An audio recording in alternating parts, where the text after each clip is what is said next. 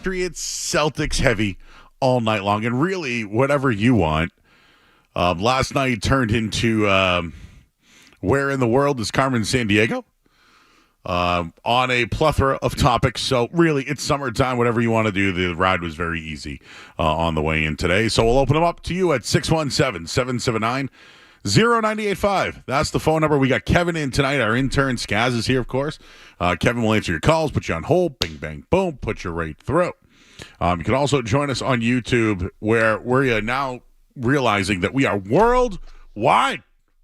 People from all over the world calling into this show. Carousel last night. You know where that is, Kevin? It's only 4.5 hours away from what I discovered. So maybe there'll be a road trip at some point. But I did want to start with Jason Tatum. Oh, yes, Jason Tatum, the guy that's been highly criticized. I would say it's fair. His shooting at times was not up to par.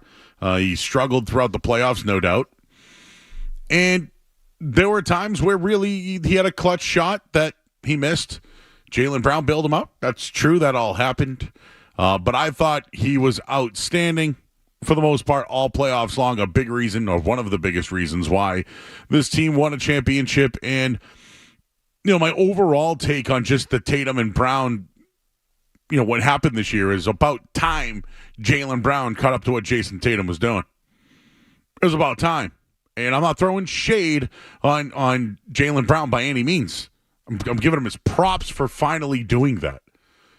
Tatum might have been developed a little bit more earlier. I know they both came out of school after 1 year, but Tatum was the guy, right? Jaylen Brown was the player that was, the tough shooter coming out of college and had to develop and had that terrible Game 7 a year ago when Jason Tatum got hurt.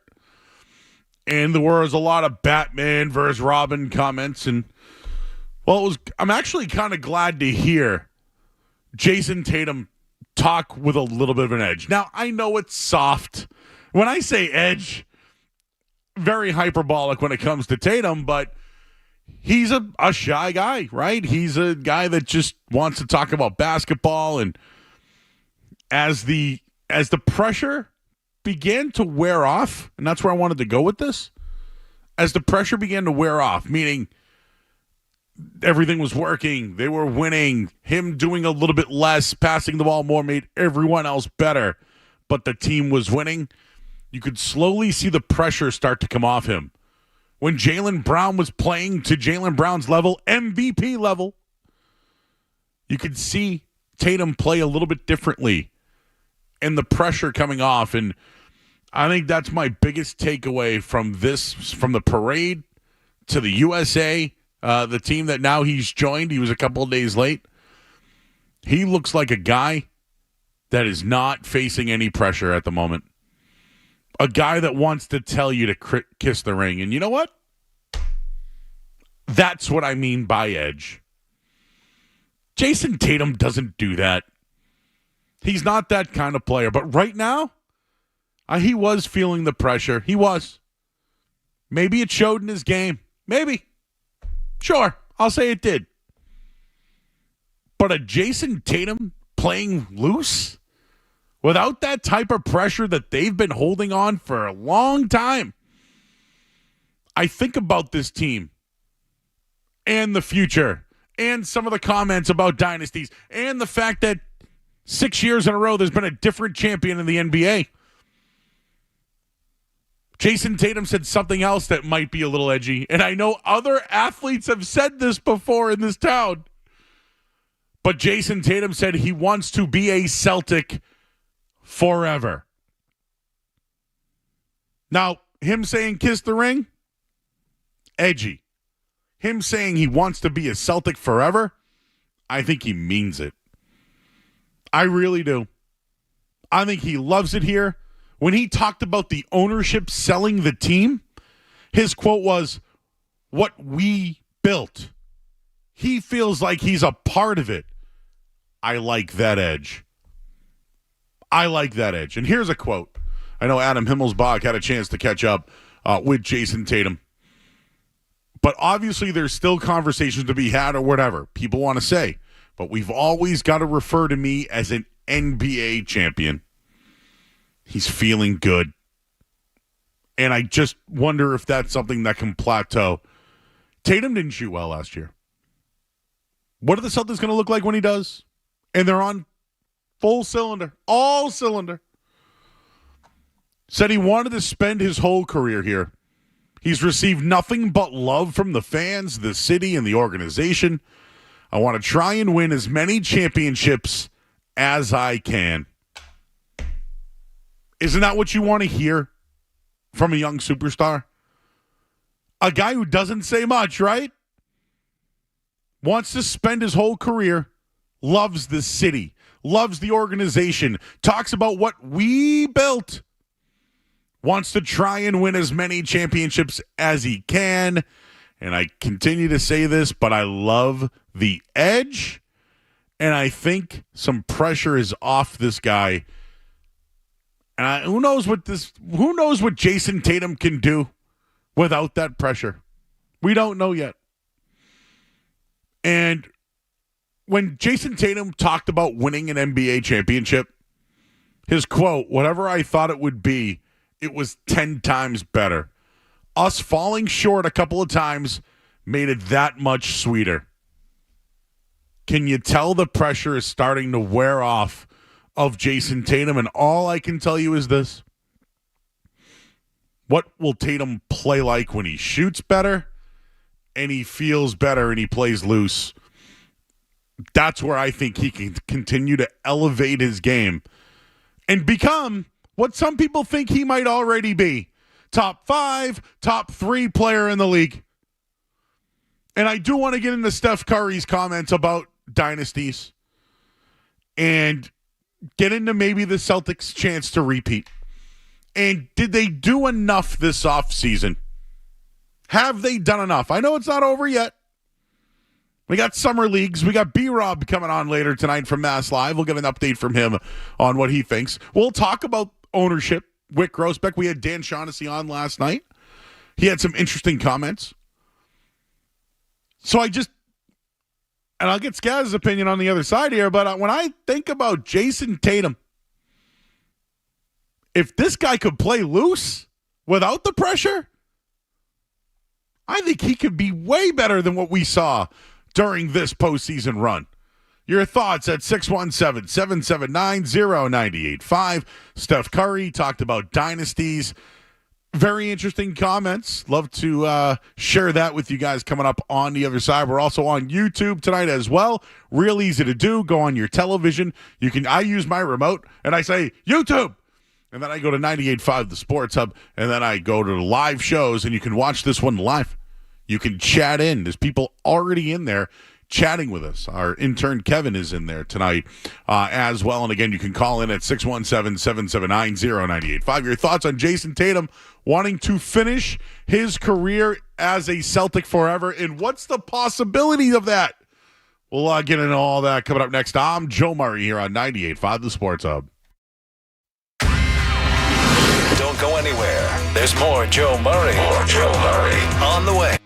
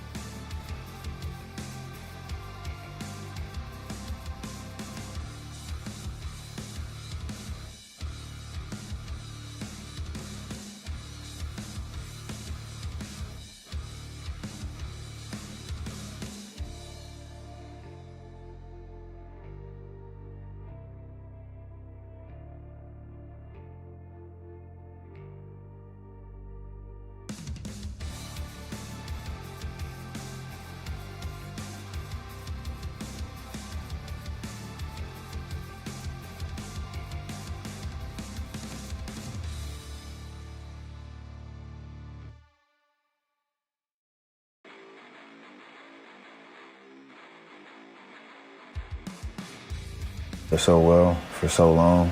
We all brought something different to the table, so we'll see. Records are meant to be broken. Dynasties come all different shapes and sizes, so we'll see.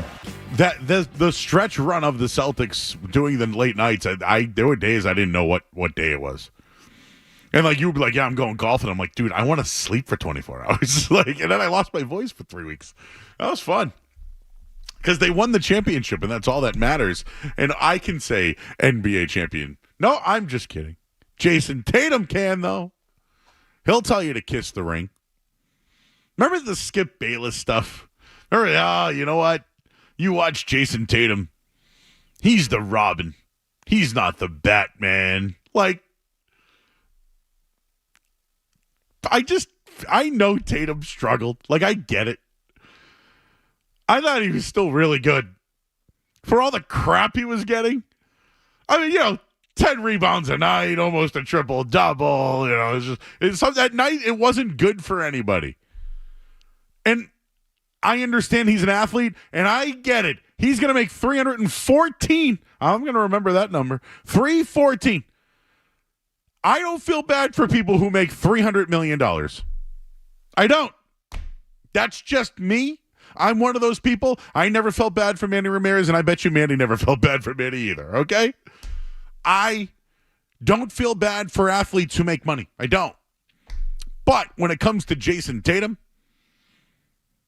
the scrutiny, does it feel like it's getting bigger? I just talked about the pressure coming off him and what type of player he could be. And the fact that now he has a little bit of an edge and is now talking about winning multiple championships and talking about what we built. I like that edge. It's something I haven't seen from this kid. Now, it's not edgy where he's saying stuff like Pat Beverly or Draymond Green or these other guys. But I don't know. When a guy comes out and says he wants to win more championships and likes the feeling of it and can't wait to do it again, that's confidence. And I like it. But I do, in a way, look at him as a guy that continues to, I don't know, be disrespected at times by people. Like, he is an NBA champion. Respect that. And I think some people are now. But now it's do it again. So I wonder if he has that motivation. And this is where I'm going with it. He never was that edge guy. From what we know, right? What do we really know about Jason Tatum? He loves his kid Deuce. He went to Duke. He plays basketball. He's from St. Louis. He's in a ton of commercials. He's got his own sneaker line. He might be on the cover of a video game. I don't know. He's pretty famous, if you ask me. He likes the McDonald's on Soldiers Field Road, and I get my double quarters there, all right? Like, that's what I know about him. But I've never seen him with an edge. Is the pressure off? And could that be a good thing? And that's why I want to bring Skaz in. There are people now, Shaq, who says, do it again. Easy path. Fine. Do it again. Easy path. Be the best team in the NBA. You'll get the easy path. Oh, we'll do it against guys who don't have injuries. Fine. Continue to Joel Embiid. Continue to put people around him. Continue to do it. Because it hasn't worked. Maybe it will. I don't know. But it hasn't. I'm going to put my money on the guy that I think shows up day in and day out, plays more games than anybody else, is more consistent than everybody else, and now might have some pressure off him and has an edge. And that's where I'm going with next year, Skaz, about dynasties. I don't know if a dynasty can be done. I don't want to go there. But 2, I'll start bringing it up. I think with what's going on in the NBA with the aprons and the taxes, Steph Curry might be right. He might be. But don't you think if this guy's here and wants to play out his contract another 6 years, they're not going to be knocking on the door every single year with that guy? That's why I just don't want to put the dynasty thing to rest just yet. If the Celtics don't win this year or next year or in the next couple of years, it's dead. There may not be another one. But if there could be one more, why not the Boston Celtics? And when Jason Tatum says he wants to be here forever, that's another thing that we could bring up. I don't know if Tatum and Brown are going to finish out their contracts together. I don't know. But I like the edge he says he wants to. And I like the edge when he tells people, call me NBA champion. And that's where I think he can continue to develop and take the next step. And that's why I think they could potentially win 2 in a row, dynasty. Yeah, so I'm with you on, you can't even start saying dynasty until you win 2 in 3 years. I think it's 2 in 3 years is the start of a dynasty. But just on the on the Tatum stuff, on, Shaq and Steph and these, we had Rashad McCants calling out the Celtics. I mean, everybody's been doing it, taking shots at Tatum, taking shots at the path, which I get it. It's baseball season. There's not a ton of content out there, so we got to do something. But how come I'm not hearing Jokic failed this year, or Jokic has one ring and it was a disappointment? I didn't hear season. much of it, but you know what's funny? Lately, I don't know. I've heard it. We were on a vacation this week, so I know. But you know what? I heard it once or twice. I heard somebody say, "Oh, what's Denver doing?" Like, are they going to help Jokic? Like, it was you have to help Jokic. That's what I heard. You got to help him. Just like, Jason Tatum might have needed some help. Like, I don't know, maybe Jaylen Brown plays to his potential. I don't know. These guys need help. You can't do it alone. It's just how it works. The Celtics are in the best spot possible. They're coming off a championship. Like you said, pressure, I wouldn't say pressure's off them. If anything, I think they still do have a lot of pressure on them, but it's a different type of pressure once you do win, once you get over the hump. It's the pressure of repeating. It's the pressure of having the target on your back. They are the hunted now, not, the hunters anymore. Everyone is going to be saying, easy path. Let's see what they do next year. And I get it. The Knicks were banged up. Pacers were banged up. Celtics still took care of business. We hear about the Mavericks. Oh, they brought in Clay, all that stuff. So, yeah, I just find it funny. We're still getting the Tatum narratives. We're still getting easy path. Tatum struggled he struggled to score. Okay, he struggled shooting the ball. Oh, yeah. He dominated the game defensively on the rebounds, assists, all that. So, I just find the criticism of Tatum and the criticism of the path, I find it kind of hollow at this point. It's lazy.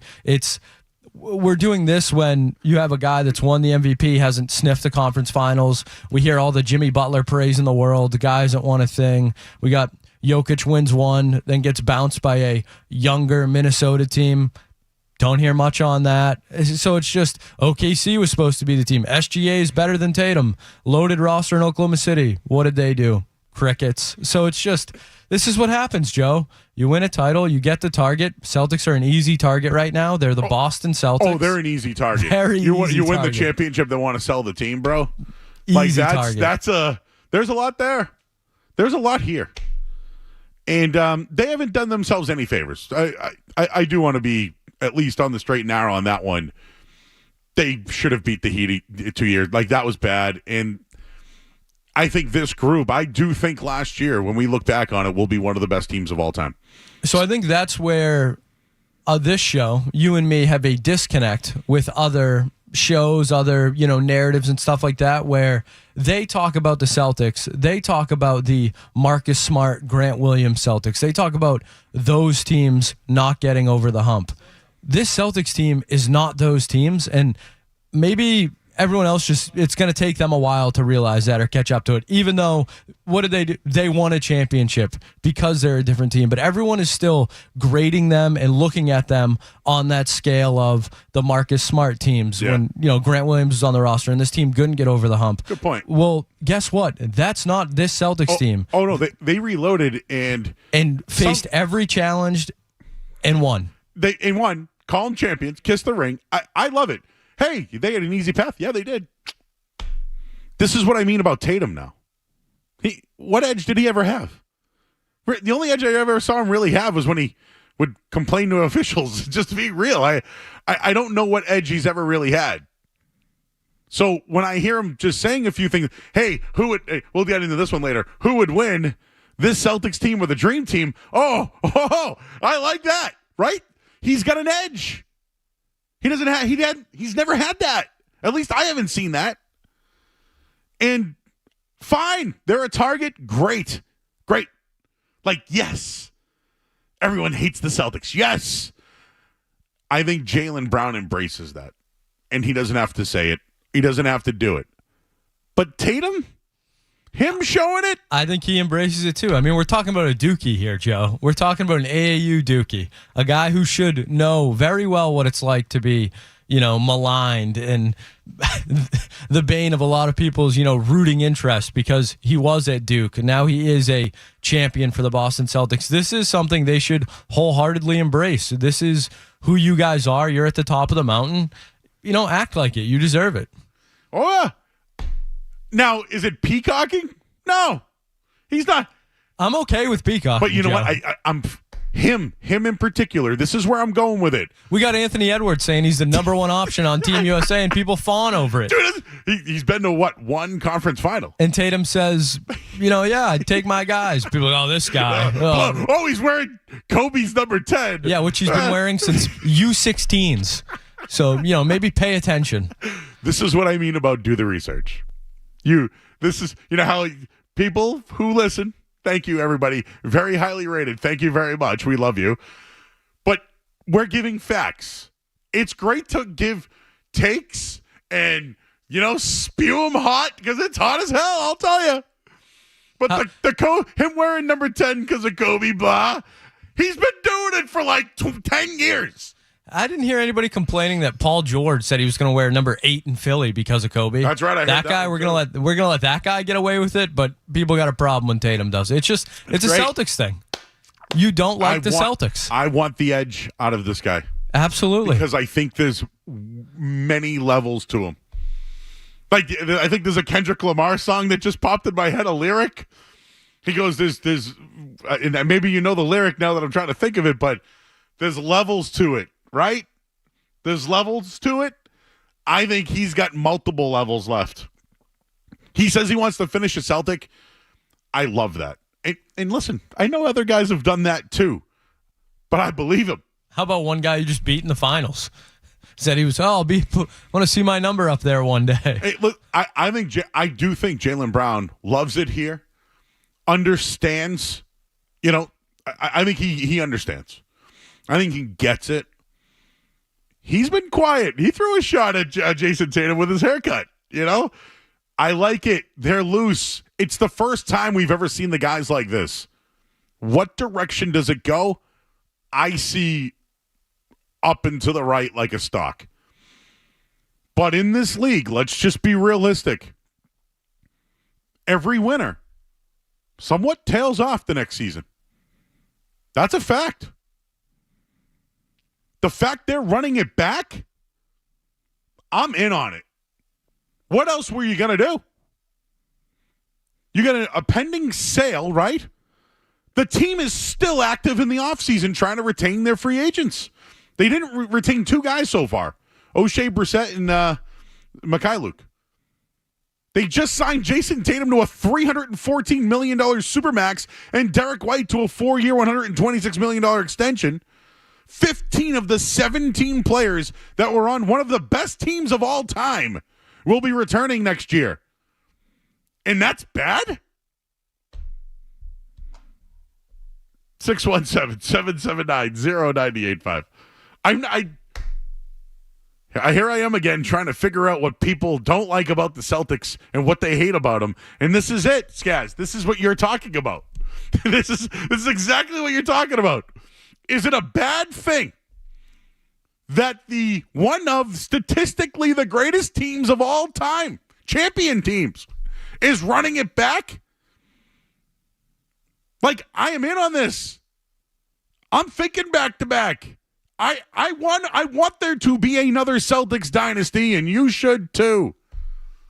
But it's definitely on the shoulders of Jason Tatum to take the next step, along with Jaylen Brown, who certainly did this year.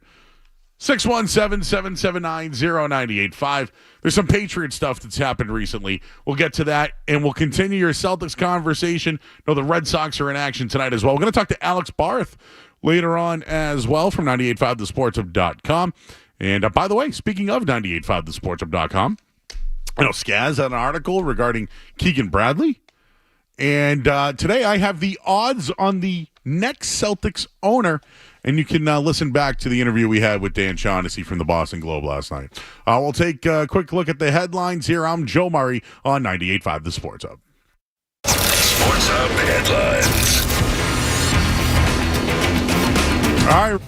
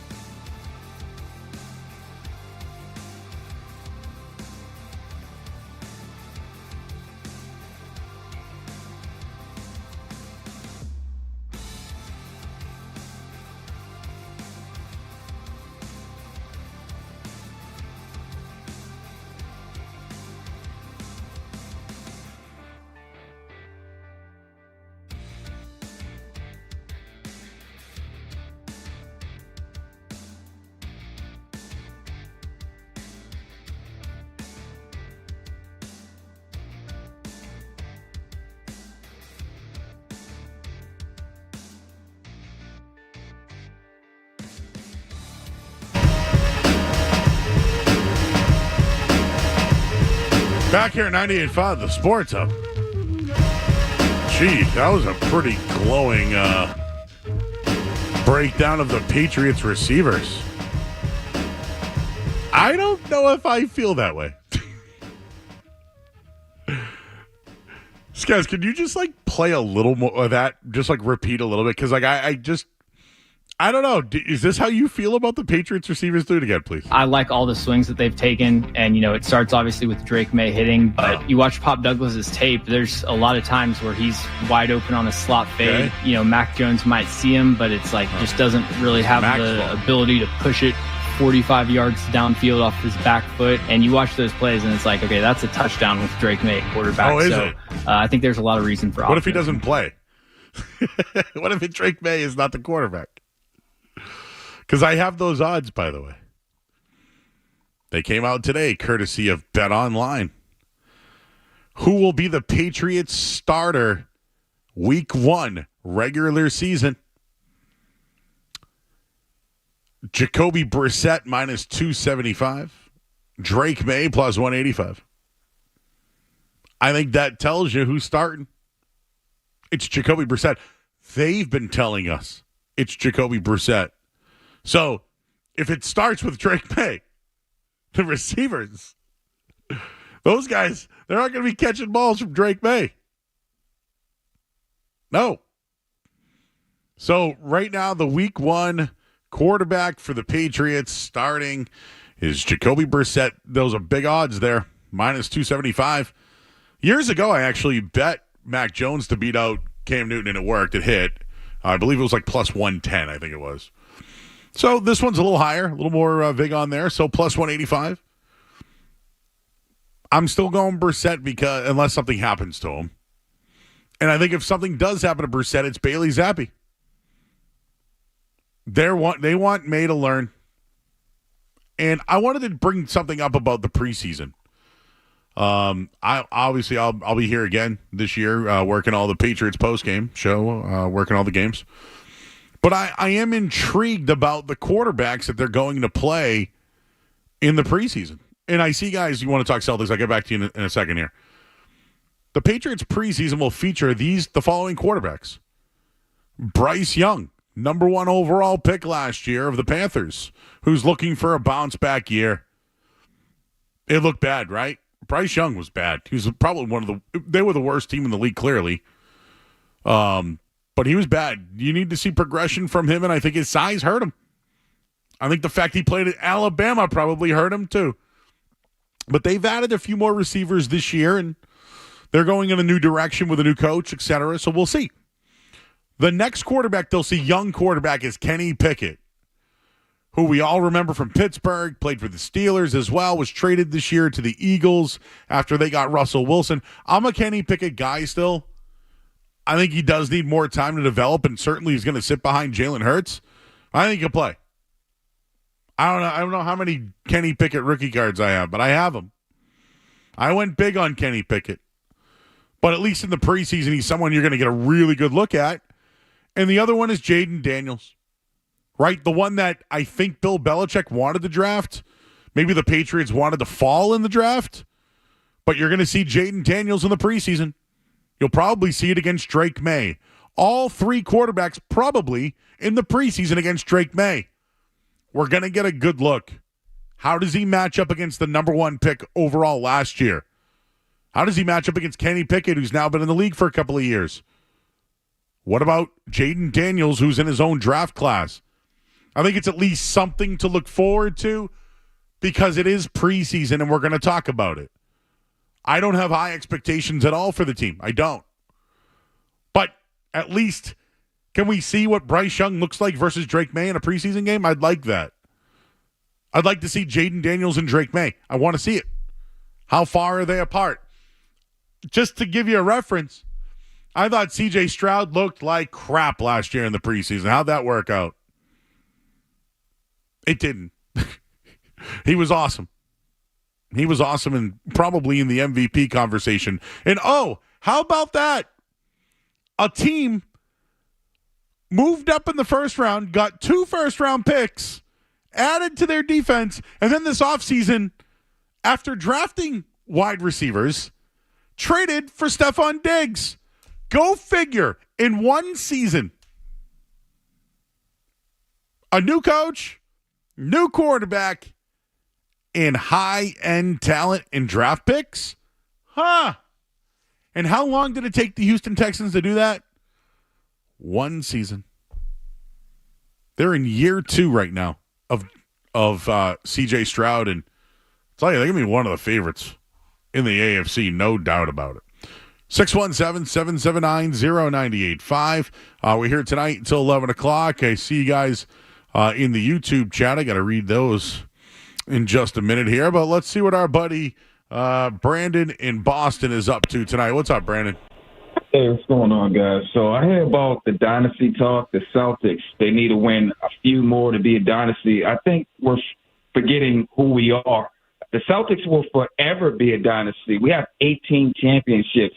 We don't have to win another one, right? The thing is, when Jason Tatum and Jaylen Brown goes, we have to keep the tradition of winning. We have to bring players in that can win more championships. When I look at dynasties, I'm looking at the Celtics, the Lakers, I'm looking at the Bulls, the Spurs, and Golden State, right? They will forever be dynasties, right? But, to say that they need to win a few more, I think we're forgetting who we are. We will always and forever be a dynasty. We don't have to win another championship to say that we are dynasty. I think we're forgetting who we are. All right, Brandon, I appreciate it. Sorry, buddy. We're just up against it. Steph Curry said they're the last dynasty, the Golden State Warriors. I think the Celtics have something to say about that. We have a talk show to do today, Skaz. We have a talk show to do today. I think the Celtics have the opportunity to say something about they're no longer being dynasties, even though the one in the 80s, we're still a dynasty, right? Was that what he meant by that? I'm not going to pretend to know what he meant. What I'd say is he's confusing being a dynasty with being a historically great franchise, I think. Oh, okay. Winning 18 championships over the span of the Celtics history does not make you a dynasty. You're not current-day dynasty. San Antonio Spurs, they're rolling right now, right? They just signed Chris Paul and Harrison Barnes to go with Wemby. But they're a dynasty because they won 5 titles in the 2000s? No, what are we doing? You're not a dynasty because you have 18 titles. That's not how it works. You're a historically great franchise. A dynasty is a run that a team goes on. The Patriots had 2 different dynasties, I don't even know where to go with that one, Joe. Are you spicy today? Always a little bit, but no, I just that one dumbfounded me. You're a little spicy, Skaz? I'm well rested, Joe. Well rested. I got to tell you, having 4 days off, wasn't that amazing? When does that ever happen? Twice a year? I'm refreshed. I wrote articles. You can go to our website. There's videos. Follow us. I'm on TikTok. I'm not a TikToker. Yeah, you're getting there. Ooh, I could be a Talker. A TikToker. Talk. I like that. Yeah. But I'm on the TikTok. I'm on the talk, man. All I do is post the videos from this show. I would like to do more. I don't know how to do more, but I will learn how to do more. Luis is outside. We got to go to the headlines. I'm Joe Murray. Oh, we already did the headlines. We got a break here. Oh, you know what I wanted to tell you? Craig Breslow today. Not sure how I feel about that guy.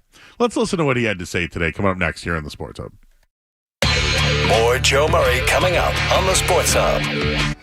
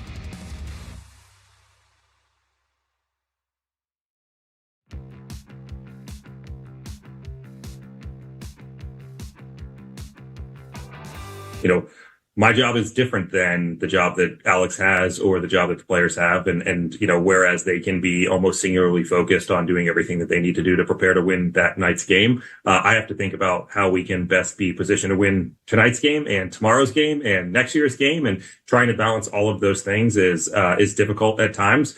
But the lane that we pick is going to be dictated by a host of considerations, and none more meaningful than what is happening on the field. So I'm still adamant and committed to picking a lane. And we're going to get more and more information over the next couple of weeks. But the one thing that we can do that helps steer that direction is to win as many games as possible. Made up title. Like, I saw, I'm a LinkedIn guy, Skaz, I'm on LinkedIn. And, I saw that, this person was the secretary for the CEO of the CFO's LPA. I'm like, what is this title? What is that title?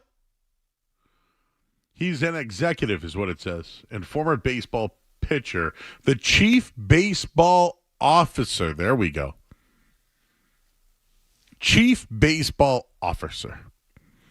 That's what he goes by. Honest to God, when Skaz played the sound there, I don't know what he's telling me. I know it's easy to say, here he is, this analytical guy who really just doesn't know what to say. That's why I don't understand what he said. Sometimes people talk, they use a lot of big words, and you're like, what are you getting at, bro? I think Breslow's that guy. I think Breslow took the job. Not his fault. Although he could have said no with more respect. But he doesn't know what they're doing. Do you know why he doesn't know what they're doing?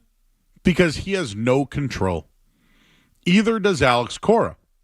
This is where the power struggle is. It's not Cora's. It's not Breslow with a power struggle over Cora. It's Cora who's, hey, do I get some input here or what? And that's why he won't be here next year. Breslow, I don't think he has any power. I think that he likes some of the players. I think he brought in Andrew Bailey, which has been a big addition. So I think he's helped there. But picking a lane, I don't think he knows what lane they're in. I think the lane he knows they're in is he has no power, no control, and ownership said, do this. And that's what he's going to do. And how could the Red Sox be undecided about their path? Because they have an absentee owner. That's why. And Sam Kennedy, who says that they're underperforming, that's a guy that I feel like, Skaz, that's a guy that I feel like is uninformed. Right? He's like the face guy. Like, here comes Sam Kennedy. He's going to talk about business and talk for ownership. Blah. That guy's the worst. Breslow, he's just there. Like, I can't get upset with him because he doesn't know. We don't know. He doesn't know. He wants to know. He's got zero control. I hope the Red Sox, the players themselves, the team this year, I hope they play for themselves. I really do. They do have to make a move. It's either buy or sell. Last night I told you there's a really good seller's market. And I'm sure that the analytics team looks at that and says, wow, we could trade Kenley Jansen and get this prospect and that prospect and win the deal. But is Kenley Jansen a big part of what this team is this year? I would say yes. I would. But if you were buyers, kept Jansen, go out and get maybe a second baseman or a middle-of-the-rotation pitcher. Now you're competing for a playoff. Now the young guys that you have here are getting more experience. Now you know who can play in pressure and who can't. Because my good friend Jerry Trupiano told me a long time ago, never look at what a player does after the trade deadline if it's not a playoff push. Yes! Whip them out. They're celebrating the nips, baby. Yeah, give it to me one more time, Skaz. His thoughts on everything happening with the Patriots, and that's kind of where I wanted to start. Right? What is the best and worst scenarios for the Patriots at wide receiver this year? And Tom Curran, NBC Sports Boston, wrote about it today. Best, worst, and most likely scenarios for the Patriots. They're wide receivers, of course. What is a best case scenario? I'm not even going to read the article yet. What's the best case scenario for the Patriots at receiver? And if you want to look at it, I'll give you number one. Can Jalen Polk be? He started in this league. They like him. There's some familiarity with him. He was at Miami, and I know that one of the directors they just brought in was a part of that, was with him there. But right now, Jalen Polk and Kendrick Bourne are probably the two best receivers on the team. As far as high-end talent goes. Now, people will probably tell you DeMario Douglas, who I think should start. But I just think he has bulked up. I've watched a lot of video. People are talking about him. I like the player. I've known him. I've watched him for years. But know what else I saw about him? He got hurt. Is he dependable? Can he be out there every night? The guy's a hell of a player. I know. He's still a sixth-round pick who's developing. Can he stay healthy? Can he hang on to the ball? Those are question marks still. He has a lot to prove. But you know what? He's got a lot of talent. He's fast. As far as outside receivers, KJ Osborne is probably the next guy that's on the team. Polk, Bourne, Osborne. I think those are your three outside receivers to go with DeMario Douglas inside. Your next best case outside receiver, it's going to be a battle between Kayshon Boutte, Tyquan Thornton, and Juju Smith-Schuster. And nobody's going crazy about that, right? I don't see a lot of high-end talent. So if we're talking best case scenario, Jalen Polk, day one, was the guy that they identified and stands out. Because he's probably going to play. Normally, a lot of rookie wide receivers don't play well. Now, you can go back to the early 2000s. Deion Branch, David Givens, they were awesome. But it took Julian Edelman a long time, and then we know all the misses they had, right? Going back to Harry, to Aaron Dobson and Josh Boyes, et cetera, et cetera, et cetera. Malcolm Mitchell was a good little piece, but, of course, he had the injuries as well. But what's the worst case scenario? Bourne isn't ready, Polk can't run routes, and DeMario Douglas gets hurt. That's at least mine. What's worst case scenario from Tom Curran? The team believing Juju Smith-Schuster and Bourne's experience trumps the development of the younger players. I'm going to tell you right now, I don't think Juju Smith-Schuster should be a part of this team. Did they sign him? Are they stuck to a deal? Was it a Belichick move? Yep. Do I think he's still got a spot in this league? Probably. But here, he's taken up a development spot for someone.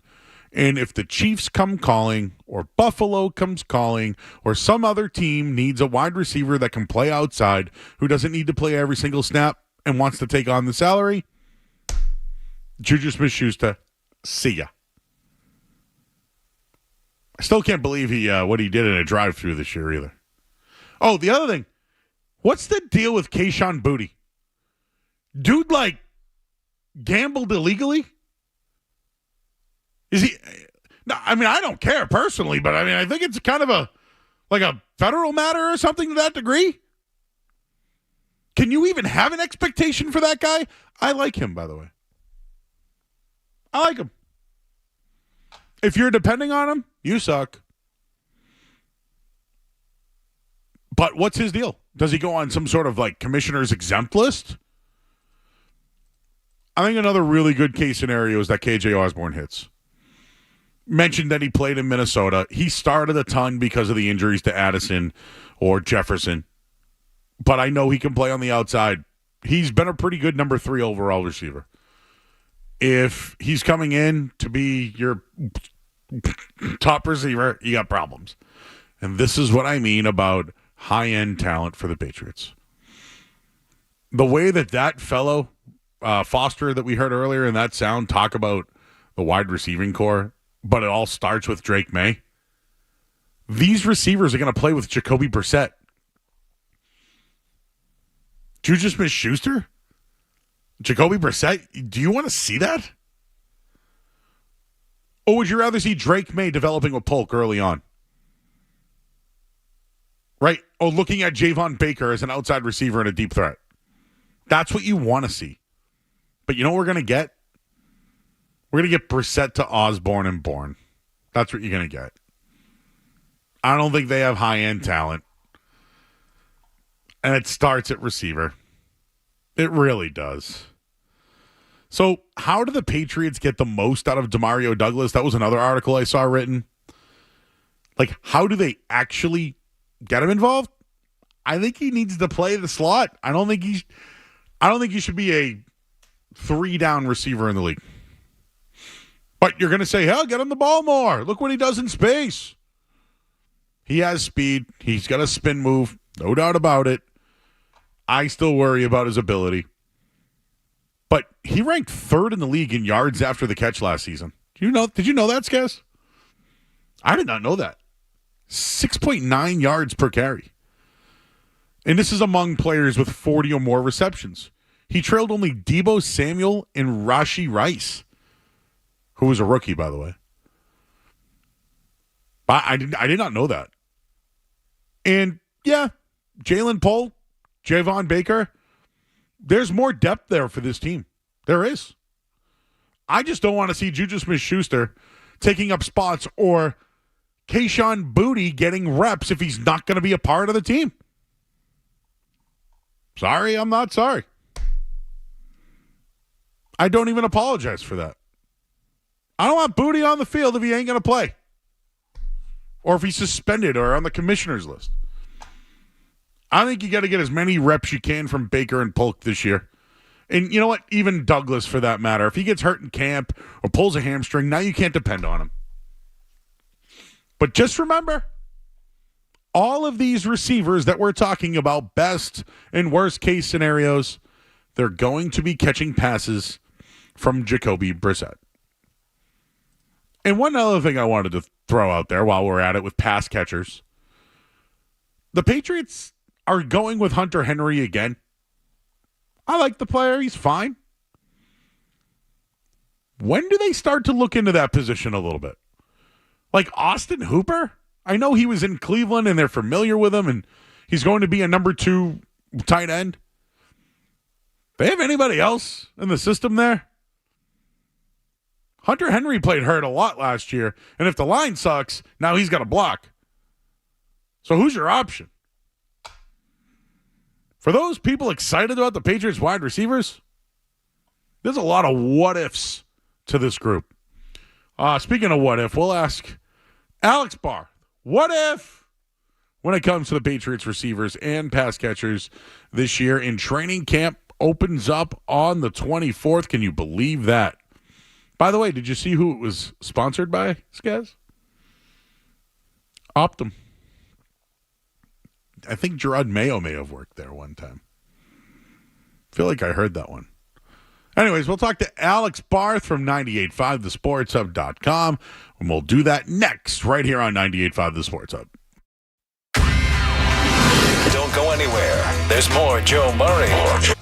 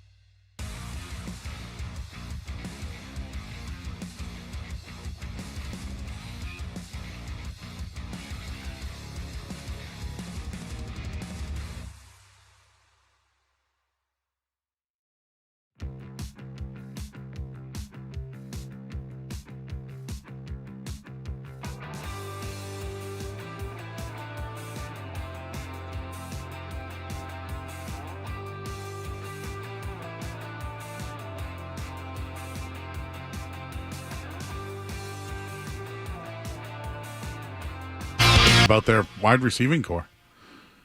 And I know a guy that's going to be at camp writing about it every day. We did the draft together. I feel like I haven't seen him since then. His name's Alex Barth, and he's joining us on the Volkswagen Dealers Expert Hotline. He's from 98.5thesportsroom.com. Alex, I feel like I haven't seen you in a while. It's been a minute. It's kind of what happens. The draft, goes by, and then they just stick me in the supply closet until they need me for camp. So camp, July 24th. I think people are starting to ramp up a little bit. We're looking for more content. And wide receiver is where I started tonight. How do you feel right now? Like if you were going to project your 1, 2, 3, 4, I don't want you to tell me the back end of it, but early on, camp, maybe even looking at the beginning of the season, what are the best case scenarios, and who do you think will be the top receivers on this team when camp kind of gets going and they start playing some games? Honestly, the back end might be more interesting, but at the top, I think Demario Douglas is your slot receiver. Like that, you can lock that in. He's just got to stay healthy. If he does, he's going to be productive. He's going to build on what he did last year. So he's your starting slot receiver. Then you have the Z, which is kind of that move position, that hybrid outside-inside guy. That's been Kendrick Bourne, but they drafted a pretty good Z receiver, or at least a good prospect in Jalen Polk. And it's going to be interesting to see that dynamic, because does Polk overtake Bourne? Is Bourne healthy to start camp? Is he healthy by the time the season starts? Or do they try to put both of them on the field at the same time? Because there's been times in Alex Van Pelt's offense where he's used to Z wide receivers. Then you have the X, which is a little more of a question mark. Ideally, and the X is your traditional outside boundary, bigger receiver, like what they wanted Devontae Parker to be. Ideally, Javon Baker wins that job and handles that, because he's a prototypical X receiver, and he's going to be a guy, like, you're not throwing him the ball 8 to 10 times a game. It's going to be more 3 or 4, and you're going to use him to stretch the field. If it's not Baker, the X is a little harder to project because they don't have a ton of true X guys. Kendrick Bourne can play out there a little bit, but it's not his best spot. Jalen Polk can play out there a little bit, but it's not his best spot. Maybe Tyquan gets some run there. They tried that at times in the spring, but usually those are bigger, more physical receivers, and obviously he doesn't have the body type for that. And those are also guys that get jammed off the line more. You want to hide him from contact more as a Z. So ideally, it's Javon Baker at the X. If not, you're probably looking at Polk and Bourne switching off, unless Thornton or Rager has like a great camp. So as far as high-end talent at receiver, who would you say has the high-end talent on this team at the moment? I mean, I don't think there is any, established high-end talent. Jalen Polk's a second-round pick, so you hope he can be that guy. But I look at this group, and I know I've said this before, and we've been in this state for about 3 or 4 years now. They're high-end talents away from this being a really good group. They have a lot of good complementary pieces, but they still need that guy to establish himself as a coverage-dictating receiver. Maybe that is Polk. He probably has the best shot at it. If it's not him, I like what they're building long-term, but they don't have that guy right now. Yep, I agree with you. I'm down on the team a lot. You mentioned the back end of those receivers, though. Yeah, Javon Baker, he could be something, right? I mean, here's my take on it, Alex. I'm wondering if Juju Smith-Schuster, Kayshon Boutte, even KJ Osborne for that matter, are these guys going to take reps away from developing players who may deserve it early on? Well, I don't even know if Juju and Kayshon are going to make the team, Joe. No, I'm just talking about in camp in general. It'll be interesting how they balance it. What they did in the spring was they were veteran heavy the first day we were out there. And then obviously they didn't have they had a couple practices where there was no media availability. And then we saw the kids playing more the second practice.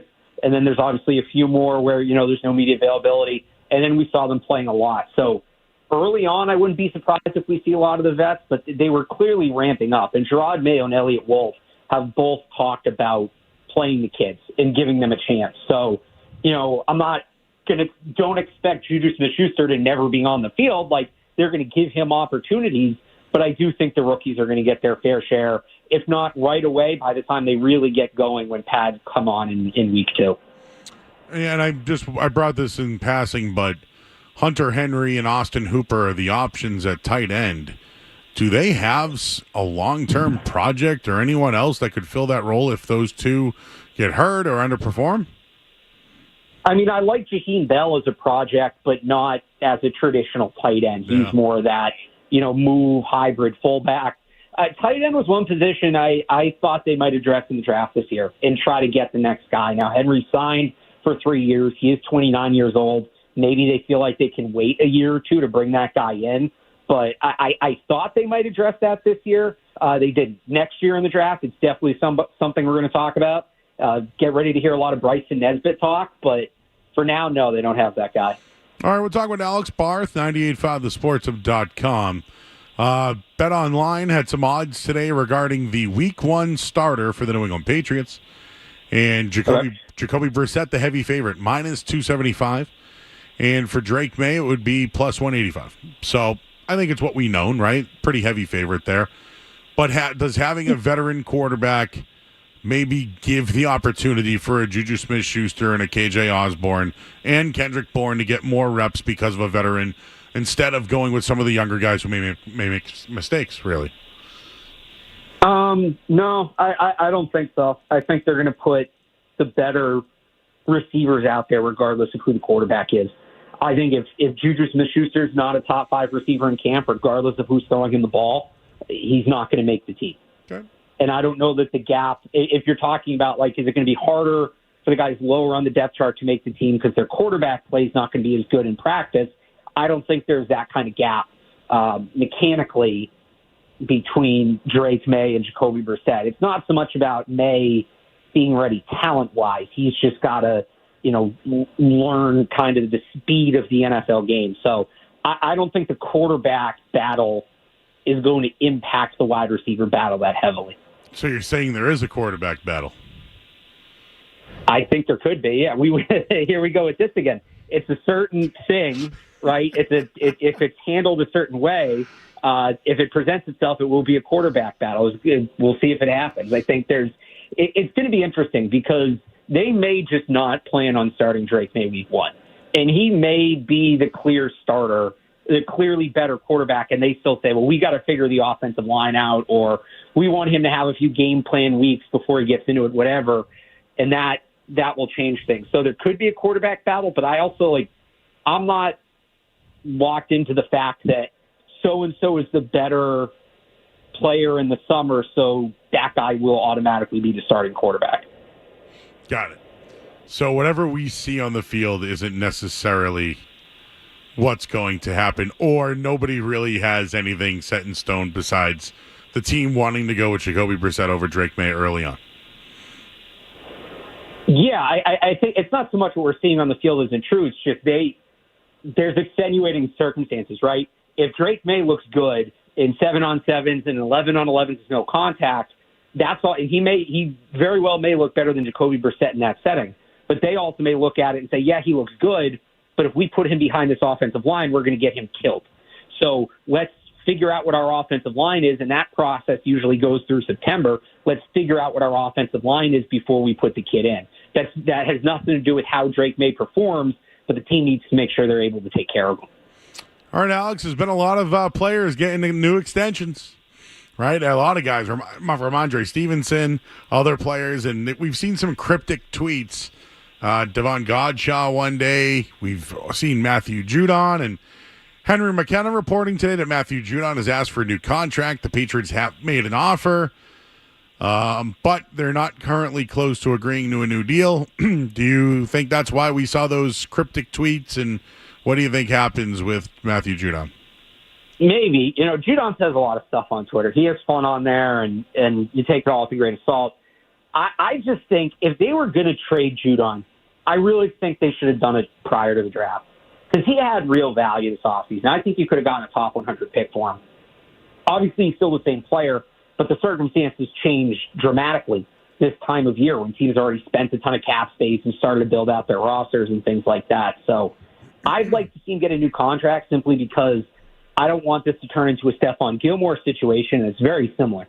I don't want this to turn into a situation like they had with Stephon Gilmore in 2020 where you end up having to dump him at the trade deadline for a day 3 pick just to get him off your roster. So I think he gets a new contract. I don't know if it's long-term. It may just be more money this year. Gottschalk's a little tougher just because if they're going to really play this more aggressive style of defense, he's not as much of a fit for what they want to do. So he, schematically is a little easier to move on from. Now, he's an important voice in the locker room, and that's something they've talked about, maintaining the culture. So there's that element of it. But between the two, I mean, if you're just going to pay one, no question, it's Matthew Judon.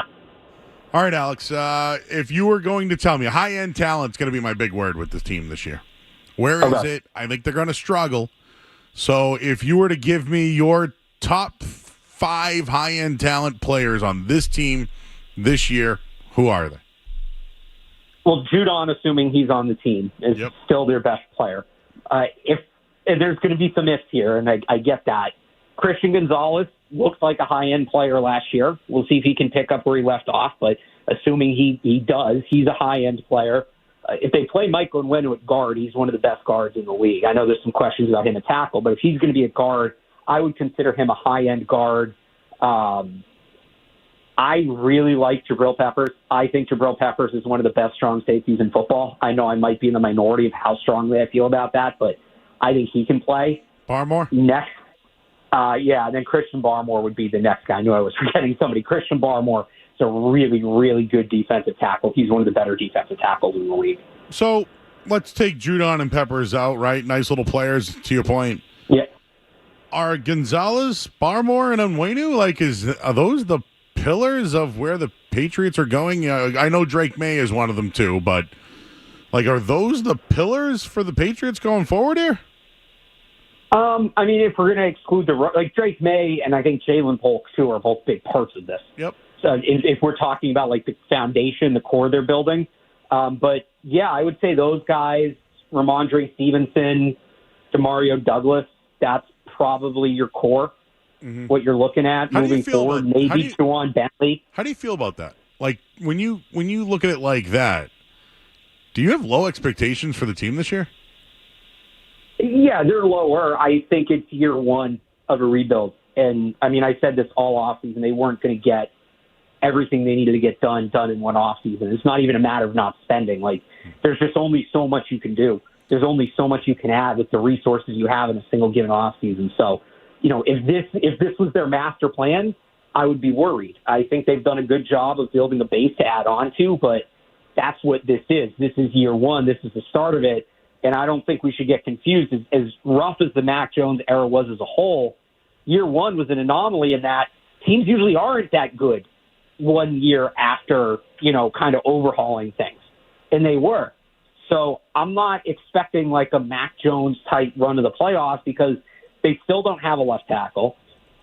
They still don't have a coverage dictating wide receiver.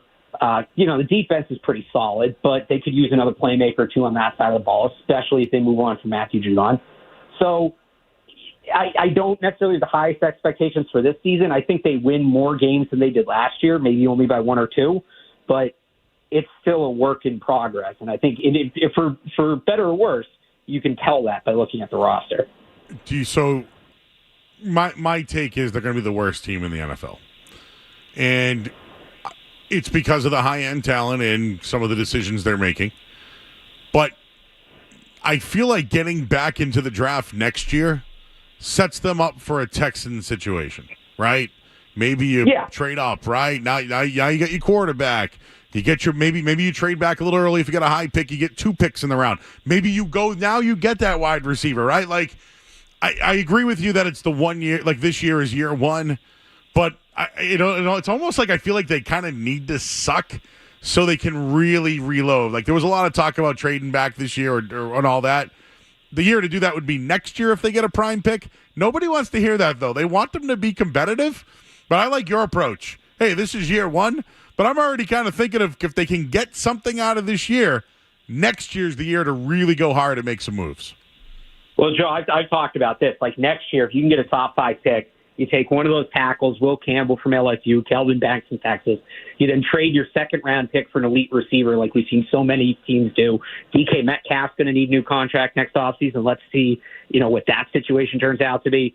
I will say, though, I don't think they're going to be the worst team in football, and that has less to do with them and more to do with, the rest of the league. There's going to be some bad teams in the NFL this year. Remember, they got a top 3 pick last year off a tiebreaker, right, with 4 wins. 4 wins this year might be a fringe top 5 pick. You look at teams like, the Titans, I think, could be bad. I think most of the AFC West besides the Chiefs, I mean, they'll be good enough, but those teams could struggle. But you get to the NFC, the Giants could be a train wreck. The Commanders, I know they drafted Jaden Daniels, but their offensive line may be worse than the Patriots. They could be a train wreck. The Panthers, they added, yes, they did get Xavier Legette, but I still feel like they're kind of far away. And the Cardinals could be a complete mess. So if the Patriots, they may not pick as high as people think, because I don't think people realize how many other teams have the roster deficiencies that they do.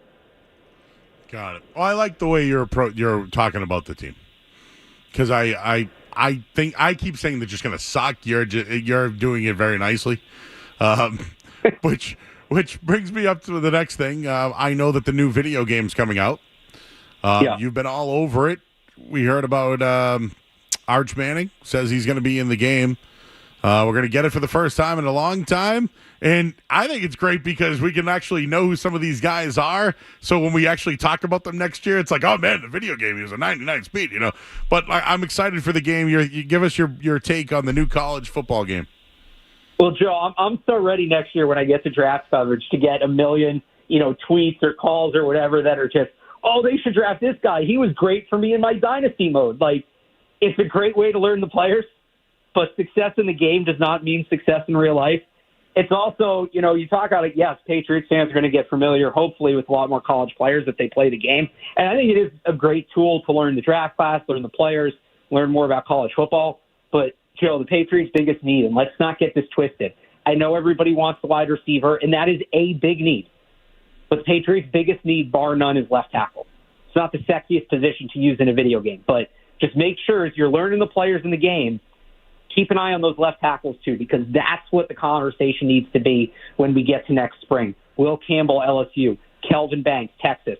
Those are the 2 guys. Those are the names every Patriots fan should know when we get in a college football season. It's not sexy, but it's year 1, and we'll see who can certainly poke through this year and could be a part of what the Patriots are doing. He's Alex Barth. He's excited about the video game. Are you on vacation? Did I bother you tonight? No. I was just I'm getting my training camp preview stuff all written so I can start running with it next week. So 985thesportshub.com next week. If you want an article, I got an idea because I did it tonight. Look at the quarterbacks the Patriots will play in the preseason this year. You'll see Bryce Young, right? You're going to probably get Kenny Pickett, and you'll get Jaden Daniels. Maybe we can see where Drake Maye is in the preseason early on and give us something to be excited about. Assuming everybody plays, which is always tough with the preseason. That is true. All right, he's Alex Barth, 98.5thesportshub.com. Alex, appreciate you, bro. We'll catch up soon. Thanks for having me, Joe. All right. It's Alex, everybody. High-end You know what? I got to tell you, he said it straight. He wasn't slobbering over any player. Oh, man, this could be the Nope. I can't believe most people feel like I do. Now, I think they're going to be the worst team. Others say no. But high-end talent, they don't have much of it. I'll tell you that much right now. All right, we'll take a quick break. I'm Joe Murray. We'll get to the headlines here, and we'll tell you what the score is in the Red Sox game. Brian Bayo is mowing them down. We'll tell you what he's doing next. Sports Hub headlines. All right, the Red Sox are all over the A's right now, 11-2. But the story of this one is Brian.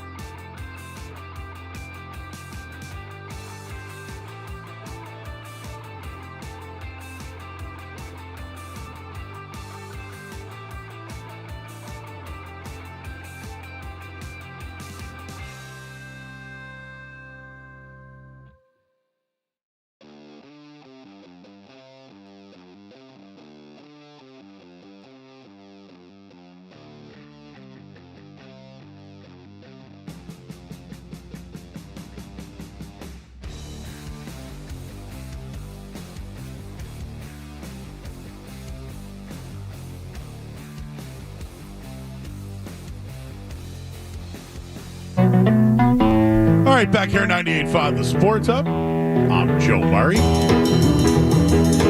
We did some Patriots talk so far this hour.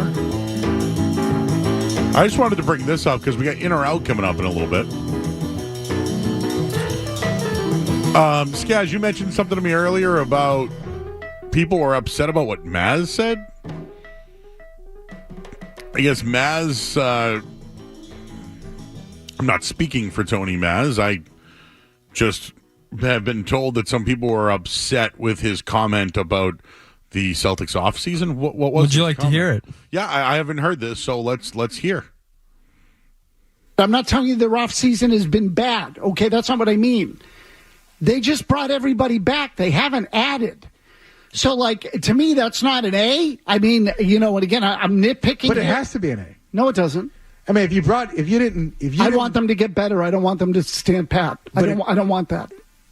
But you do want them to stand pat. No, I don't. Okay. But if you don't want them to stand pat, then answer this question. What would you have? What would they do? I would have preferred some sort of rim-protecting big man out of the draft at a minimum. So they would have preferred a big out of the draft. Would that have been in the first round or in the second round? Because they could have got Filipowski, right? He was there. I think they dodged a bullet on that one, Joe, with some of the reports. We don't need that headache around us or this team. Yeah, you needed Jason Tatum to give the old vote of confidence, right? Someone's going to miss out on him. I think he ended up in the perfect place for him. I'll say that. Yeah. You think he'll do just fine in Utah. I think his girlfriend's going to love it there. Huge fans. They're going to love it. Yeah, I was just curious. First round, second round, big, huh? Were they going to, could they have traded up for Zach Edey? They weren't getting in the top 10. So then, I the one guy I wanted before the draft was Kalel Ware. We saw him light up the summer league the other night, but you probably weren't going up to get him either. So they got one of the better scorers available at 30. They've re-signed 15 of the 17 players on their team, and they added a kid from Gonzaga who's, I don't expect Anton to be and I don't know if I expect anything from him. I don't know. Shireman, though, I do. I gave the comp to Joe Ingles, and he even said Joe Ingles himself. Jinglin' Joe. Couldn't believe that. But that's what reminds me of a guy that's going to play 10 years and score. But I don't know. One of the greatest teams of all time runs it back. Isn't that what the Warriors did? Didn't the Warriors bring everybody back and win? I like what Hawley was going, where he was going with that one. What did you expect them to do? You just want to let Sam Hauser walk? Look at the Nuggets. When they didn't bring everybody back, what happened to them? Yeah, they lost Bruce Brown. It was a big part of what they did. And they just lost KCP. Yeah. And Jamal Murray, although got a new contract, isn't staying healthy. And when everything isn't going right for Michael Porter Jr., he doesn't play to his potential. And Aaron Gordon's getting older. So, yeah, no, this is a conversation that's real. Every single player that's won a championship, how have they bounced back the following year? Giannis got hurt last year, right? Was out of the playoff. This year it was Jokic, and you just talked about some of their losses. And who won before that? Lakers had a win. They did go to the final, I guess, last year, if you want to look at Eastern Conference final. But we meh, right? How many Eastern Conference finals have the Celtics been to? So it is something. Can the Celtics get back there with their two superstars without things going wrong? So I think it's almost better to bring back what you know than what you don't know. Also, as far as the offseason goes, I consider signing Jason Tatum to a Supermax deal, locking him in for 6 years, 5-year contract plus this year. That's a win. I consider holding on to Derek White at a pretty good number a win. There you go. Did you hear that? That's Cedric Maxwell right there. Cracking a Kiwi Celsius. because we're going into in or out. We'll do that next here on 98.5 The Sports Hub. What's it gonna be, McFly? Are you in or out?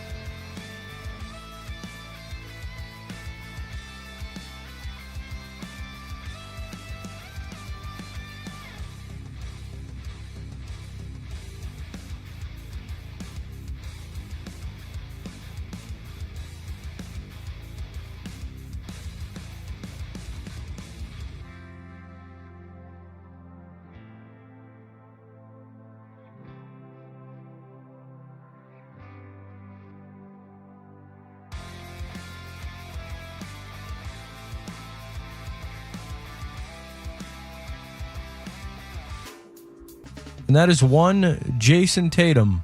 Not confirmed, but it seems like it's heading that direction. So, Joe, are you in or out on Tatum on the cover of 2K? Paul. No, you're saying like commercials. Yeah. I mean, Anthony Edwards has one. I mean, how many times did we have to watch that awful SGH at homeroom commercial in the playoffs? That's true. And then he was in the movie with so okay, yes. All right. I did see that SGA commercial a lot. Bothered me. But like, how many guys are you seeing like on potato chips? Like John Morant was until, he had some incidents. LeBron still is. Anthony Davis might still be. Okay, Luka is, I think. Steph, Luka. Embiid. Okay. Yes, to Tatum. I think him winning an MVP in the All-Star game, him winning a championship, and then being on the front cover for being the best player on the best team in the NBA. I'm in, but there's going to be some people that don't like it, but you know what? It's another target for him. So I'll keep talking about the pressure's off. You might be right. Maybe added pressure, but it's something that I think that he can withstand and take it to the next level. And we got your guy Jimmy Butler doing Bad Boys. That's right. Jimmy Butler. Last year in Miami, I guess. They really are being stubborn this year, the Heat, huh? Something's brewing there. I don't know why. But the kid Ware went off, right? He could be something. They brought back Highsmith. They got Jaime Jaquez off. It's kind of like their bench is almost... It's kind of like they're a deep team, not a good team. Spain beat France. Wow. I had France. I'm upset about that. All right, go ahead. All right, Joe, we will head to Lulu's Public House for this one. A new food item has hit the menu. Not sure exactly where this is. No, I don't believe this is local. There's a Lulu's down the street. No, maybe it is. My buddy then, Dan Joe is the chef there. Well, you're going to have to ask him about this one. Joe, are you in or out on deep fried ranch dressing? There's a ranch dressing filling made with ranch seasoning, buttermilk, and cream cheese in a panko shell, deep fried and dusted with ranch powder. Served with a side of hot honey sauce. Are you in or out on deep fried ranch dressing? In, and I don't even know who wouldn't be in on this. I mean, do you like deep fried pickles? How about a deep fried ranch? Oh, this is. So you get ranch and then you put panko, like kind of panko in it, and then you fry it. In. Apparently, this is Lulu's Public House in Falcon Heights, Minnesota. Okay. Deep fried ranch dressing. I know people that carry ranch in their bag. I've gone out to restaurants and see people bring their... He was a wrestler, he got hurt, but they kept him on as a... Big E is now one of the commentators. Wade Barrett. They have guys that they want to keep them around. Corey Graves. Love him. Went to his wedding. Like, that guy got hurt early on, but they were like, we love this guy, and now he's the lead commentator for SmackDown. So, but I do think these guys can do multifunctional jobs. Maria Menounos just goes to WWE and she's there at WrestleMania like it's, like she's been doing it forever. So I do think there is a crossover to it. I don't know how Tessitore, Mauro Ranallo was awesome. Do you know who I think would be amazing? Sean Grande. Nobody paints a picture like Sean Grande. People get on him about it. In wrestling, we'd mark out for it.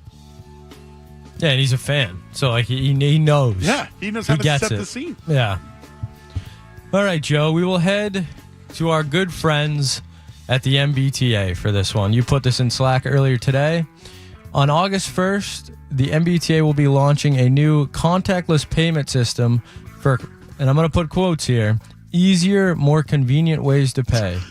Riders will be able to tap a contactless card, phone, or watch at new fare readers on buses, Green Line, and Mattapan Line trolleys. Joe, are you in or out on the MBTA going contactless? I'm sure this will go well.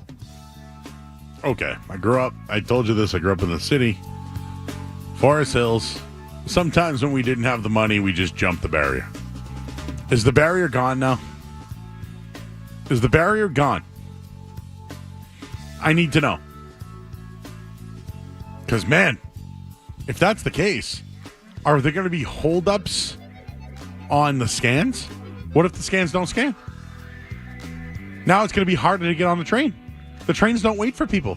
They don't wait. I love the idea. In on the idea, out on what is about to happen.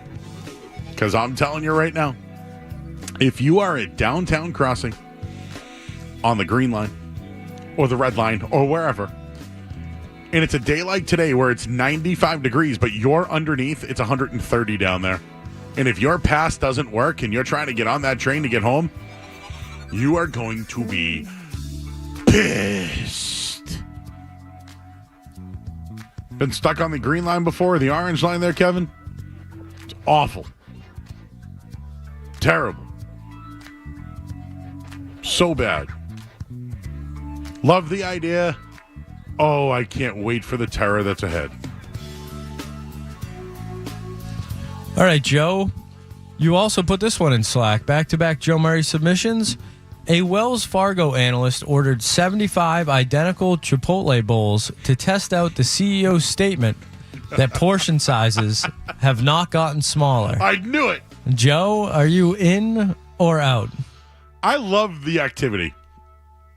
Do we ever do we find out what happened? Do we know if the portion sizes were the same? Joe, I wouldn't be shocked. Weigh my grass, man. Yeah. We got any others tonight? All right, Joe, we'll end with this one. And I'm going to have to use the translate post on Twitter for this one. But I saw this right before the show was going to start. And, Joe, that is that the Fenway Sports Group is in talks, potentially, to buy another sports franchise. I'm going to butcher the pronunciation of this, but it is Hirondins de Bordeaux. It is a French... Need space in a hurry? Order your storage container at eagleleasing.com or call 1-800-GET-EAGLE and we'll have it delivered on site like that. I'm Mike Eagle, and just remember, don't get stressed, get Eagle. You see us everywhere. We're Eagle Leasing. When you choose Blue Moon, everything becomes brighter. Every sip of beige-style wheat ale is crafted with Valencia orange peel and coriander. Plus, try the new Blue Moon Light and Blue Moon Non-Alcoholic. Check your local store for Blue Moon. Made brighter. Celebrate responsibly. 2024 Blue Moon Brewing Company, Golden, Colorado. Hey, it's Felger here, and summer is on the horizon. If your home or business is in need of a roof, it's time to contact our friends at East Coast Metal Roofing during their Beat the Heat Summer Sales event. Get this, you'll never have to replace your roof again. Their roofs have a lifetime warranty, they never rust, and can be installed on any style of home. Never replace your roof again.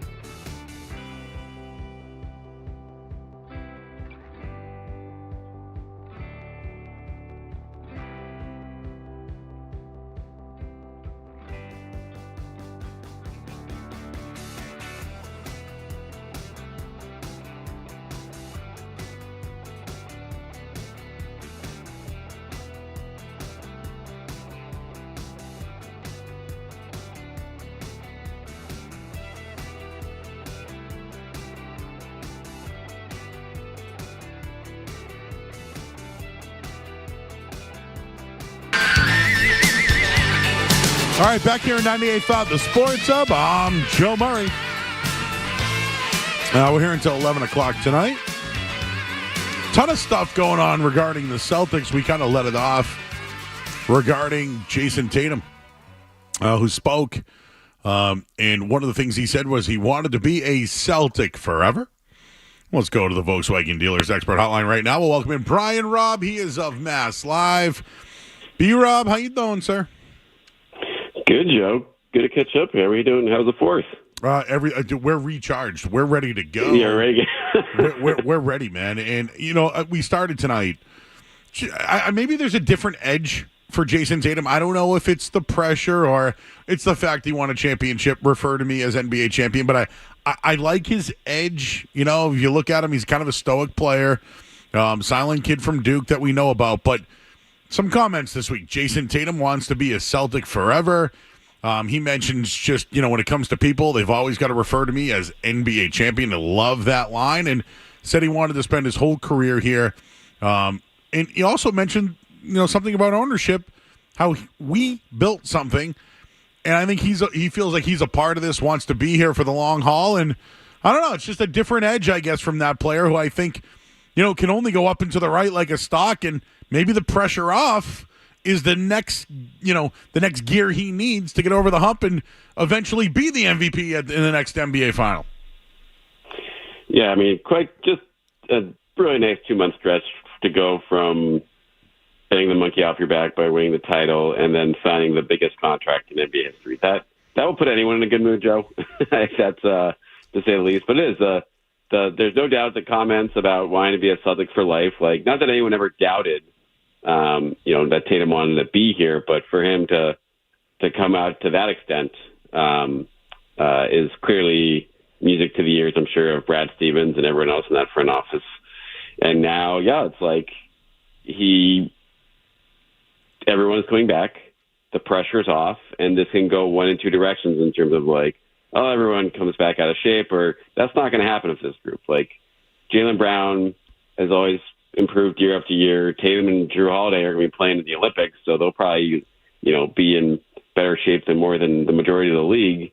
And then, Porzingis will be out, but, guys like Horford, guys like Derek White, you don't really worry about those guys. So they're primed to go here. And I guess the biggest question now that Tatum kind of alluded to here is, how long are they going to be able to keep everyone in place together? And that's not a question that's going to be answered until we know who is going to be the next majority owner. And so that's going to be a fascinating subplot heading into the next couple seasons here. Yeah, despite the fact they won a championship, had a parade in Boston, and now they're in talks of selling the team. They've re-signed Derek White. They've given Jason Tatum one of the biggest contracts in NBA history, if not the biggest contract in history, and they're running it back. So I ask you, what type of grade do you give the Celtics this offseason for bringing 15 to 17 guys back on one of the best championship teams of all time? You got to give it an A, right? I mean, there is something to be said. Maybe, I guess I thought potentially one of these veteran ring chasers guys could come to the forefront here for a veterans minimum deal, but a lot of those guys that seemingly could have been in play got more money elsewhere. And so when it worked last year and you literally have nothing else to offer guys outside of the minimum, it's hard to fault them for saying, okay, Tillman, Luke Cornett, and you guys want to come back for the veterans minimum? Yeah, we will take you back at that, because no matter how you line it up, Joe, this group worked together. Cornette, Tillman, et cetera, works well with the group of guys that the Celtics have, and it's easier to hide their flaws. How they're going to fit in next to a Tatum or Brown, et cetera. And whereas you might be bringing in a better player, conceivably as a wing or a big or whatever, on a veterans minimum deal over those guys, but are they going to fit as well? And are they going to want a bigger role? Are they going to rock the boat at all? Those are questions that are fair to ask. And so it's when you have running it back versus kind of risking one of those, I think the default is to run it back. Now, that's not to say they aren't going to need to make adjustments during the season, maybe if Porzingis is out longer or Kornet and tell me to don't play as well as they did throughout last season, then you have to look at potential outside solutions. But for now, to at least start it here, if the option is there to run it back, it makes sense to do it in my mind. Do you think the Celtics are running it back because it's the best course of action for their salary cap situation, or do you think the sale of the team has anything to do with them bringing everyone back? I don't think the sale has anything to do with it at this point. All the guys that were legitimate free agents this offseason, none of those guys commanded more than the minimum. Per Austin Ainge yesterday, he talked to us at the Auerbach Center and mentioned how some of those guys turned down more money from elsewhere. It wasn't much, but the Luke Cornets, and Tillman, they may have been able to get a little bit more from a different suitor, but they wanted to, for as much as the Suns want to win back, these guys know that there's opportunity waiting for them here with Porzingis out, and it's fun to win a championship in Boston, as these guys learned in the last month. So I think at this point, with the limitations they have with the CBA and where the payroll is at, they don't really have anything they can do in free agency outside to offer those minimum deals. They can make trades, but who do you want to trade in this top 8? No one. And then beyond that, you don't have much salary to move outright. So I think it was just a matter of let's run it back. If these guys want to come back, if we can get them at the price that we want, which they did. And the ownership stuff, I think, is really going to come into play much more so next summer, because not only will some transactions be done by that point, Joe, but then that's when the repeater tax penalties and all sorts of stuff that we're going to I'll be getting into a lot of mess like this, all the sorts of the tough decisions come up in terms of you're either paying record-breaking amounts of payroll and luxury tax, or you're going to have to probably move a player you don't want to move. Remember those calculators we used to have in school that did the geometry and all that? Oh, yeah. I feel like that's what we're going to need to figure out the cap. So, that's a good comparison, Jeff. It's all right, Sam Hauser, he's it's $2 million, but if he comes back, it's really 20. It's just it's going to be hard. Zero. It's going to be really hard there. Brian Robb joining us here from Mass Live. I'll ask you one more ownership sale question. I'm not holding you to it, okay? But do you have a front runner? Is there someone you think, or is there two? Is there two people you have in mind who would take over? It's just so much money, Joe, of where they're going to be at, between $5 and $6 billion is probably realistically where the ask will be. How many people have that kind of money, period? Well, there's one locally, it's Robert Kraft, but I think he has other aspirations. Right. But we're talking the Jeff Bezos of the world, right? We're talking Ellison was involved in the Golden State deal and fell through, and he's the betting favorite at the moment. Yes, that's certainly with the ties there. Locally, that's an interesting one. Pags obviously wants to be in the mix there. Maybe he can, he got close with the Nets a few years ago, so maybe he has enough of a group there that he can lean in, and that certainly would be a good look for Wick and his family to just pass it off like that. That no one's going to get mad about that. But it is the balance there of what the growth, what they want, what Wick and his family want to do. Clearly maximize their asset while also leaving the team with an owner here in the future that can maybe help guide this, title run beyond the next couple of years and keep this core together, even though the NBA's CBA is going to be making a strong case for whoever comes in to kind of start to pull it apart. So I do think if I was going to guess, I was going to guess someone that a mystery buyer, Joe. I didn't guess someone we don't, that's off the radar, but clearly is maybe had their chance at getting something in the sports world before they've been shut out. But I don't think my guess, if it's not like Pags, it's not going to be a big name that everyone's expecting here. That'd be my guess. All right. I want to get into Summer League in a minute here, but the 76ers got better. New York Knicks got better. I think Indiana is still the better team of the three. In Orlando is trying. They've spent a lot of money. In Miami, again, I don't know what they're doing. But they all finished 4 wins apart, right, in the regular season last year. If you had to rank them, who I guess is the Celtics, I guess, the biggest opponent that you fear? And what do you think about what the 76ers did? I think I like it a lot, but I also think they got lucky. To be honest, I don't know how much did you catch Paul George's comments on his podcast in terms of how the Clippers came into those negotiations? Yeah, and pretty much. I heard he wanted to go to Toronto with Kawhi, and then ended up with the Clippers. Right. But I don't know. I mean, would you still rather Paul George or DeMar DeRozan? I think I'd rather Paul George at this point, even though, again, the injury question marks there are very legitimate with him, and certainly at his age. But I would take George versus DeRozan just because of the 3-point shooting range and consistency there. But defense too, yeah. Exactly, the defense too, right? DeRozan is not known for his defense, to say the least.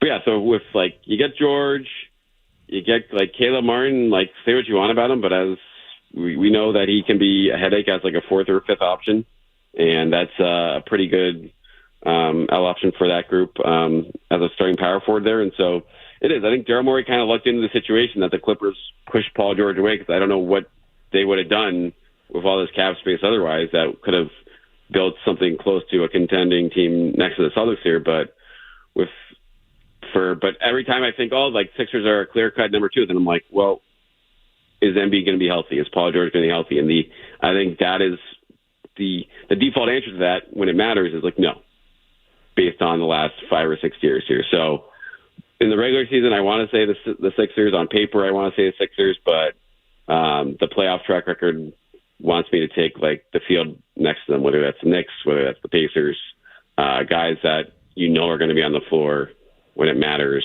And the Sixers have a impressive, talented roster here, but they still have a bunch of guys that I don't trust in May and June. All right, Summer League's going. I love to watch it. Some people like to bet on it. Baylor Shireman, though, I've watched this kid for a long time. I'm excited about him. I'm curious what he could add to this team, because I know he can play the point, can dribble. I'm just curious what it's like in this offense. And are there any other the guy I'm most intrigued about, to be honest with you, is Ron Harper Jr. But just tell us a little bit about Summer League and Shireman and what we should be looking for. Yeah, listen, Joe. If you're betting on Summer League here, this is a pretty talented Summer League roster the Celtics have for a title team that just had a couple late draft picks here, because Shireman's probably going to be one of the better players in Vegas, period. Just with his age and what he can do offensively. And then the Celtics are sending pretty much all their end of the roster young guys. Kata's going to be there. Jaden Springer is going to be there. Jordan Walsh is going to be there. Those guys are potentially playing for, a spot roll off the bench on nights when Porzingis, Horford, and one of the other stars are off. So that's going to be a fascinating battle to see who kind of emerges from that mix and might be, sniff minutes in the regular season.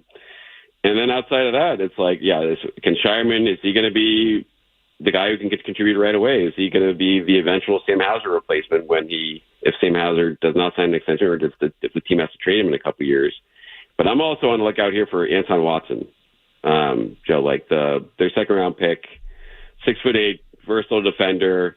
We know that they're going to need big minutes early in the year, and the guys they have on the roster, we know Tillman's a versatile defender, but Cornette and Kate are not. So if Watson can hit threes, he does a lot of other things well offensively, as far as a screening, passing, ball connector. That's the guy I want to watch too. And Harper Jr. is a funny. He's been in the league. Obviously, he's been around a walk. He's been hurt, but that's an interesting candidate as well. If he can make a splash there, I would be surprised to see him get a training camp invite, chance to play his way onto the team potentially. Final thing, Steph Curry said they thinks that's the last of the dynasties in the NBA, and yeah, I think with a lot of the things going on with the salary cap in the aprons, it's going to be tough. But I feel like the Celtics are the team that could. And I just say it because of their two young talents, right? Brown and Tatum, and what they're doing and building around those guys. So it's fine with, like, I don't look at it as, why not the Celtics or anything like that. But when you look at it, 6 different winners, 6 years in a row, there's always something, right? Giannis, after he won it, didn't play in the first round. Jokic this year kind of ran out of gas. I mean, even LeBron and the Lakers, right? What could be a hiccup for the Celtics this year? What should be a concern? It is just, I think, injuries and age in the front court. Like, that's a situation where up and down the roster, like, Tatum's always healthy, Jaylen Brown, Derek White, like, I think those guys are in their primes. You know what you're going to get out of them night in, night out. I don't expect really any regression from that group, but say Porzingis has a surgery. It's a major surgery. He comes back. He's just not the same guy. And Al Horford is 38, Joe. And at some point, there is going to be regression here, and especially if they have to lean on him more in the regular season, which, as it stands right now, they might have to do if Cornette and Tillman take a step back. So that's a situation where I think in the front court, if they start getting exposed there this year and into the postseason, if injuries strike again and the road to the finals is, I don't think, going to be as smooth in the East as it was this past year with the way these teams are loading up right now. That's to me, if that could be their downfall at this point. To take it, because other than that, like, they are set up with Brown, Tatum, White, and Drew Holiday. What he has left there, like, that's a group that it's going to be tough for any team's wings and guards to match up with come playoff time. We saw that last year, and that probably shouldn't change anytime soon. Well, Tatum's taking the 24 Celtics over the Dream Team, this year's Team USA. So. You know what? I'm interested to see how it all plays. Hey, if they feel like they can beat anybody, I'm in on next season for sure. Let's set up that exhibition. I would like to see that exhibition here in the preseason. I mean, we're already seeing Cooper Flagg already, right, against Drew Holiday. That's right. I mean, they're talking him up already, even the main team. He looks good. That's the tanking for him this year, Joe, is going to be like, look out. We're already seeing the Nets of the world, like, teams like turn their rosters upside down this offseason, but once we get halfway through the season, like, it's going to be just a complete traffic jam for teams trying to get the bottom of the standings for him. Imagine him in Brooklyn. I kind of like that. They'll be down there for him. Maybe Ben Simmons will finally play. The Simmons and Flagg. Who would have thought, huh? Jeez, they'll probably trade him so he doesn't corrupt him. He's Brian Robb of Mass Live. B-Rob, appreciate your time. And are you going to Vegas? I got the year off from Vegas this year, Joe. This is like 12 or 13 straight Vegas years. And with the 3-year-old at home after the finals run, we're going to Mass Live will very much be out there. So we should try out my partner in crime. I'll be covering it for sure. But I'm going to be back out in 2025 here. It's too hot out there right now. It's too. I mean 120 degrees, Joe. Let's be reasonable. I wouldn't even go outside. It's brutal. I just take the monorail and just, I would not go outside. And the poor Oakland A's fans, by the way, like Oakland, they're going to Sacramento and then like imagine playing in Vegas at that time of year. Oh, I didn't even think about that. That is, like, who wants to go to a game? Like, I assume are they building a dome there? I would hope. Away. I actually don't even know. But if it's outdoors, out. Forget it. On a hot day, come see the A's play. Nope. I'll just burn up. I'll go bet in the pool at the Bellagio. You know what I mean? Like, see you later. All right. Game at 6 a.m. He's Brian Robb, everybody. Mass Live. B-Rob, appreciate your time, my man. All right. Thanks, Joe. All right. It's Brian Robb, everyone. Check him out. MassLive.com. And Vegas is a great trip, but I would pass this time of year. We'll get the headlines here. I'm Joe Murray, 98.5 The Sports Hub. Sports Hub headlines. Red Sox lead 11-6 right now. They got back-to-back homers.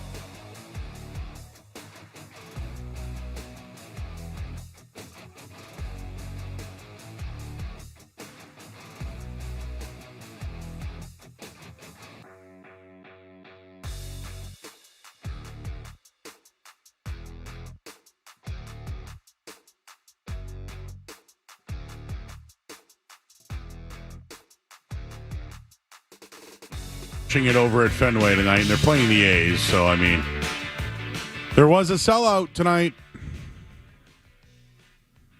There was a sellout tonight.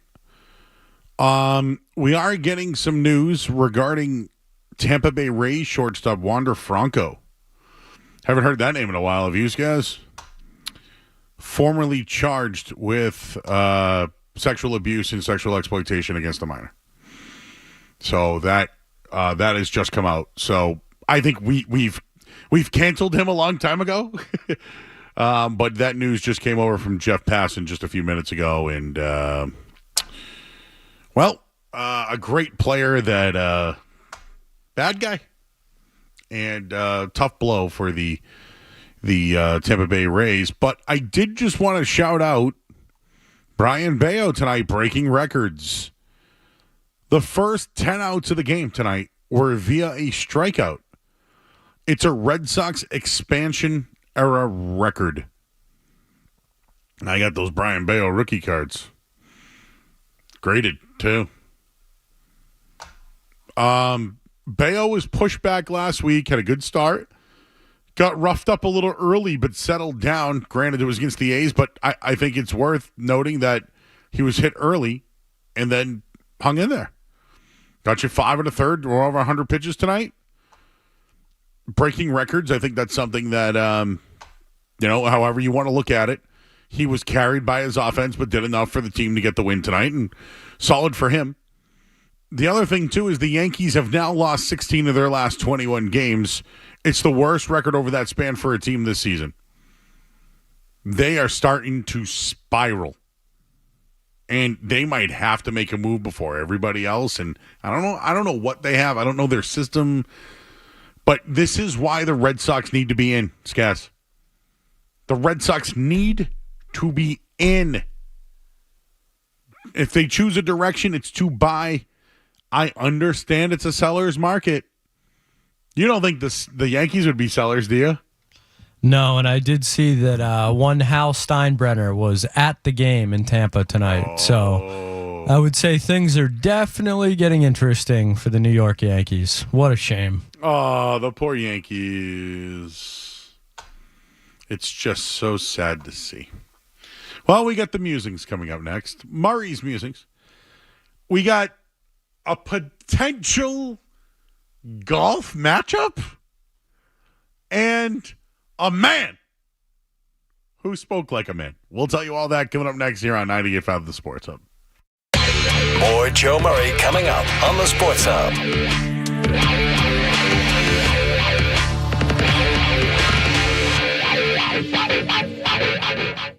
Satisfy sweet cravings at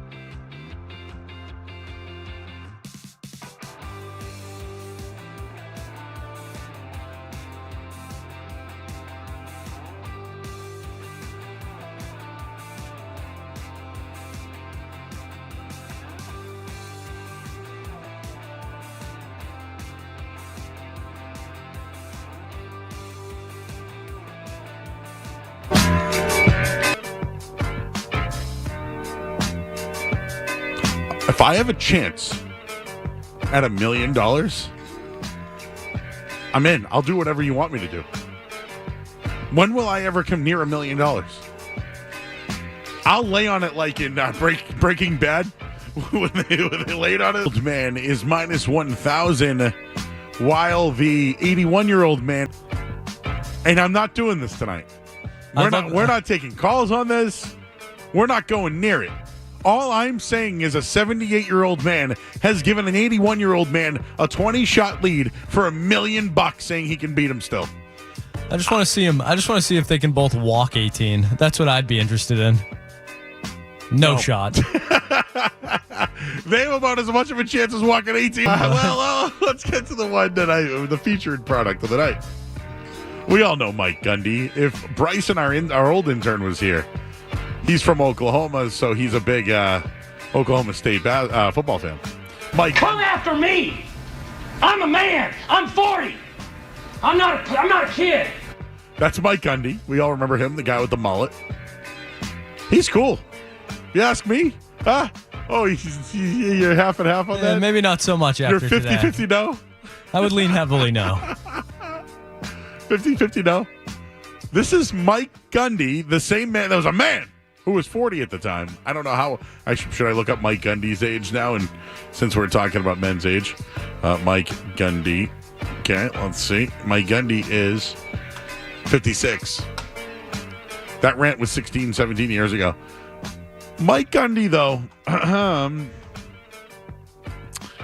well, there's a player, Ollie Gordon, that is in the Big 12 that I believe is not going to play. I don't know what happened with it. Anyways, Mike Gundy, of course, what does he do as he always does? Supports his guy, and let's hear what Mike Gundy had to say. First, I thought, okay, so I looked it up on my phone. What would be the legal limit? Like in Oklahoma, it's 0.08, and Ollie was 0.1. So I looked it up, and it was based on body weight. Not to get into the legal side of it, but I thought really 2 or 3 beers or 4. I'm not justifying what Ollie did. I'm telling you what decision I made. Well, I thought I've probably done that 1,000 times in my life. And it's just fine. So I got lucky. People get lucky.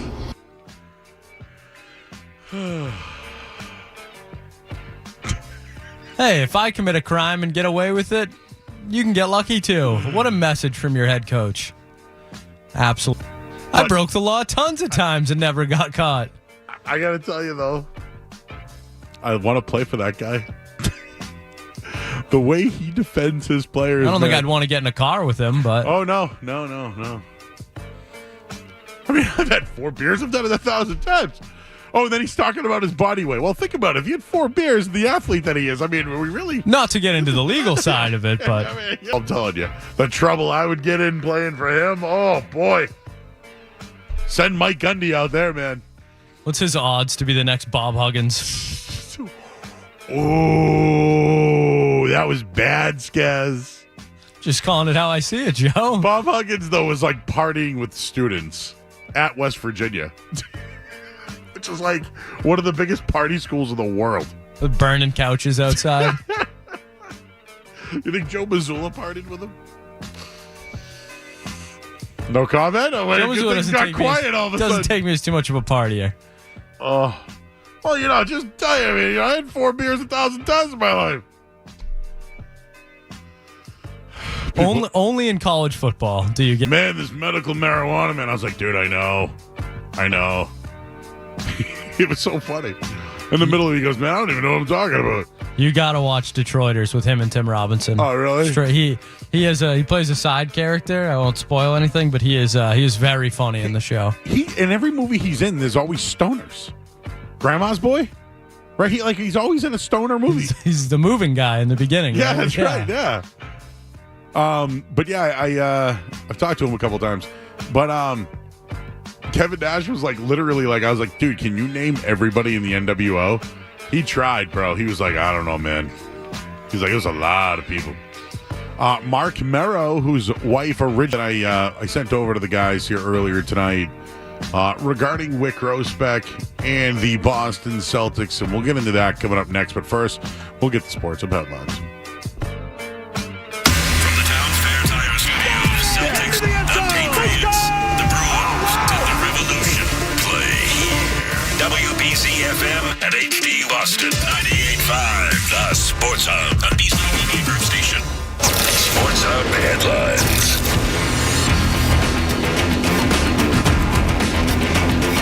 The Red Sox over at Fenway Park right now lead 12-6. It's going into the ninth inning. Brian Bayo, though, struck out the first 10 batters that he saw tonight. It's a record 5 and a third innings, 11 strikeouts in total. And while they got back-to-back home runs from Abreu and Smith, Rafael Devers had a bunch of RBIs tonight. He's also not going to play in the All-Star game. They've acquired Chris Paul and Harrison Barnes. They're old. Headlines, they are brought to you by Safety Insurance, providing comprehensive coverage for your auto, home, and business. Ask your independent agent about safety. I'm Joe Murray, and accepting 30 minutes. No matter where you go, you're always connected to Boston sports with the 98.5 The Sports Hub app. Download it wherever you get your apps today. Talk about possible price. You bought the team for $360 million in 2002. I saw a valuation the other day of $5 billion. The Commanders, obviously, in the NFL went for $6 billion. That's the most ever paid. What do you think the Celtics are going to go for? I can't say. I don't know is the answer. That's why I can't say. I know it's going to be. I mean, there's been a lot of inbound interest, obviously. You can't buy these things. You can't buy these teams at the top. You can buy them at the bottom. You can buy them with a long rebuild. We are poised to go after another championship and be a real contender. I mean, we're poised. We're bringing everybody back. And so we're poised for a great run going forward. So I would think there'd be interest because people would be able to start being involved in something that is at the top of the world, not at the bottom. When I throw out a number like I did with the Commanders going for $6 billion, is that number significant to you? Do you expect that this franchise could go for at least that, if not more?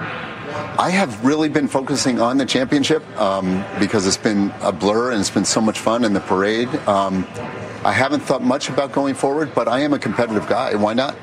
I mean, if you're going to keep scoring. I'm from here. I like, I enjoy working the Celtics games. But at the same time, like, most of my life, like, I wasn't really, like, old enough for the 80s run. Like, I got the bad Celtics, Reggie Lewis was my favorite player growing up, but, I got Sherm Douglas and Dominique Wilkins on the back end and Dino Raja and, like, David Wesley and all these guys. Like Ala Abdel Nabi. Like I had Andrew DeClercq days. So like as far as when I was growing up, the Celtics just flat out sucked. But I rooted for them. I watched the rest of the NBA. I watched the Michael Jordan run, and Hakeem Olajuwon was my favorite player, and then came Shaq. So like really when I think about the Celtics in the 90s and the 2000s, like they stunk until 2002. They went on a little run, and then Danny Ainge blew it up. They sucked again. They developed talent, and then they made the trade for Kevin Garnett and Ray Allen. Boom, they win a championship, and they've been competing ever since. And we all know that they went back to 0 and finally getting Tatum and Brown, and here they are 7-8 years later. So I don't really have an emotional attachment to Wyc Grousbeck. Do I think he's been a great representative for the Celtics group? Absolutely. Do I think he's been competitive in all the moves that they made? Yes. I want to I don't want to speak out of school, but I was reading an article the other day that basically said it was Steve Pagliuca who's like was the guy behind moving on from Danny Ainge to Brad Stevens. So I mean, like if Steve Pagliuca is the guy that's made some of these big decisions, I should think they'd be in good hands if that's where they're going with it. So obviously, they're going to the highest bidder. We talked to B-Rob about it earlier tonight, and it might be somebody we don't know. I mean, it's a lot of money. This is going to be $6 billion or more, or around there. And there was a story, Jared Weiss had it from The Athletic. When Wyc Grousbeck finally broke his silence a week ago, putting the Celtics up for sale, he decided to bring the Larry O'Brien Trophy to the CNBC studios. Of all the places he could have gone, he chose the TV network dedicated to buying and selling billion-dollar corporations. It was a chance to put his charisma on display next to his sports holy grail. indirectly painting a picture for prospective buyers of what it would look like to own an NBA champion. So what is next for the Celtics? For this year, they're all in. They're loaded. They should run it back. But a $450 million tax bill? That's real money. Like, running it back, I think, is an A because really it's what you really only could do. You didn't bail out. You're going to pay the tax. But I think next season, there's going to be changes. I mean, Al Horford may retire. Do you think they want to go with Kristaps Porzingis with all his injuries? Could a team bite on him? Right? Drew Holiday? I'm just saying, enjoy it now. I talked about having that connection. A lot of Celtics fans have a connection to the Celtics. A lot of Boston fans, excuse me. Right? It's just there's a real connection to the Celtics, right? A lot of old-timers have that connection to the Red Sox, right? How many times have you heard somebody talk about the 1967 team that, by the way, didn't win? They didn't even win. But yet you want to tell me about the 67 Red Sox? Out. When it comes to the Celtics, though, there's some people, man, I just brought up the players. I can remember all of them. I can tell you the starting five of the 1996 team. Like, they sucked. I don't think they'll get back to that place. But, man, when you talk about assets and you talk about the game of basketball, when it comes to sports stories, we're halfway through, guys. We're halfway through the year. Throw this one at you. Maybe this is an article we could do. What's the biggest story of 2024 besides the Celtics winning a championship? Like Bill Belichick, probably. Drake May being drafted. I'm thinking like the Red Sox the Red Sox being the Red Sox. This is outside of Bill Belichick. This is probably the biggest story in sports. Who is going to be the future owner of the Boston Celtics with two of the best players in the NBA that compete for a championship every single year? This is where they're at. They don't know their future. I want Tatum and Brown to stay together forever, and even Jason Tatum said it himself, but there is a true unknown with the future of this franchise. If they say it's going to be in good hands, I've never had that connection with the ownership. I never had it. But I think there will be some fans where if whoever this next owner is might not like who's in charge next. Yeah, and even taking Tatum and Brown out of it, and obviously they're huge parts of the Celtics right now, but just the Celtics franchise being sold, a legacy franchise in the NBA. When we talk about recent sales of teams, they're in disarray. We kind of hinted at it, in that little clip we just played. I think of the Panthers being sold. They're in disarray. The Clippers being sold. They were in disarray. The Jazz were sold recently, not a legacy franchise by any standards. You're buying the Boston Celtics. Never mind the fact that they're coming off a championship with their core locked in and two superstars on the roster that are going to compete for the next 5 to 8 years, whatever you want to call it. This is a legacy franchise, not just in the NBA, but in, North American sports. And that's something that we don't see every day. Who's ever buying this team is buying something, bigger than the Carolina Panthers or the Utah Jazz or the Clippers. You're buying the Boston Celtics. And that means something, not just to you and me, but that means something to NBA fans, to just sports fans in general. So I think that aspect of it is a much different. That's not something that we see often. These teams don't get sold when they're, at the top. Usually these teams are viewed as assets, as we've unfortunately heard a million times from John Henry and other people like that. But a legacy franchise being sold when it's at the top is I don't want to say it's unheard of, but it's very uncommon. Very, very uncommon. I think they're going to, if I set the over-under right now, I'm going to go $6.3 billion over-under. I'm going over.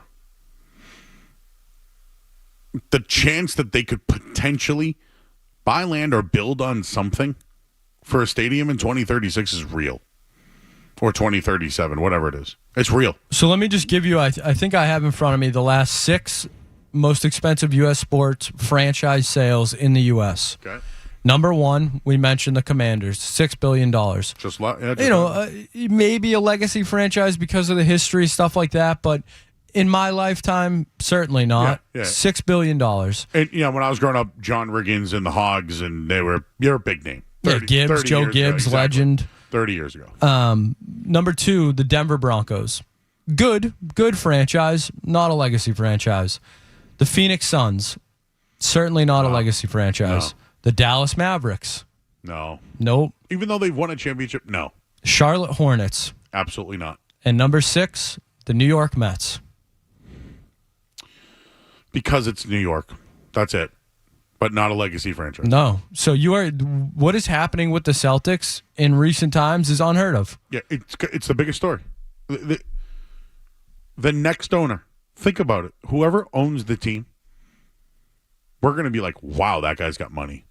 And you know what? It should excite fans, right? Because they'll spend. Or will they? Will they look? I don't care about if they're local or not. What I liked about Wick and Pags and those guys is they were competitive. Just like you heard Wick say in that audio there. I hope they stay competitive. I hope whoever takes over wants to win, wants to spend the most money. I always think of George Steinbrenner, right? Do whatever it takes to win. Well, that same owner still have that, and this is why I'm saying enjoy it now. Enjoy it now. Enjoy them running it back. Enjoy the things they're saying. Potentially enjoy a back-to-back run. And I think next year it changes. Once that $450 million tax bill comes in, people certainly look at things a lot differently. We'll take a quick break. I'm Joe Murray, and the Red Sox just about to wrap up over at Fenway Park. They just did. Did they trade an Cy Young Award winner this offseason? We'll talk about that coming up on the other side.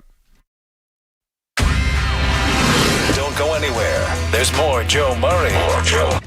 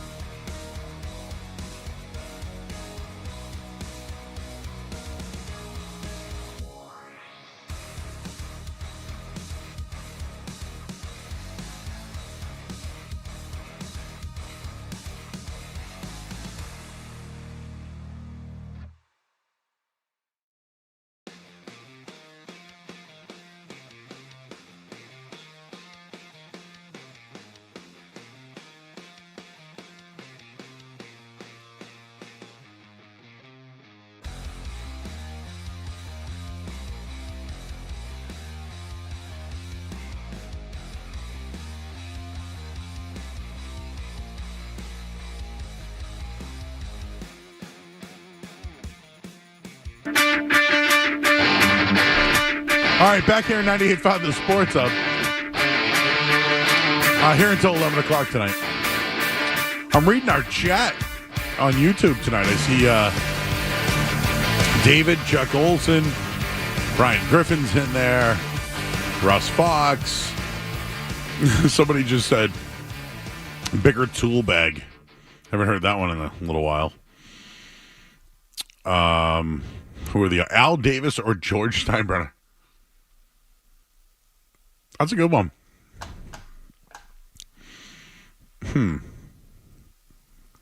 It's probably Al Davis. Maybe. I don't know.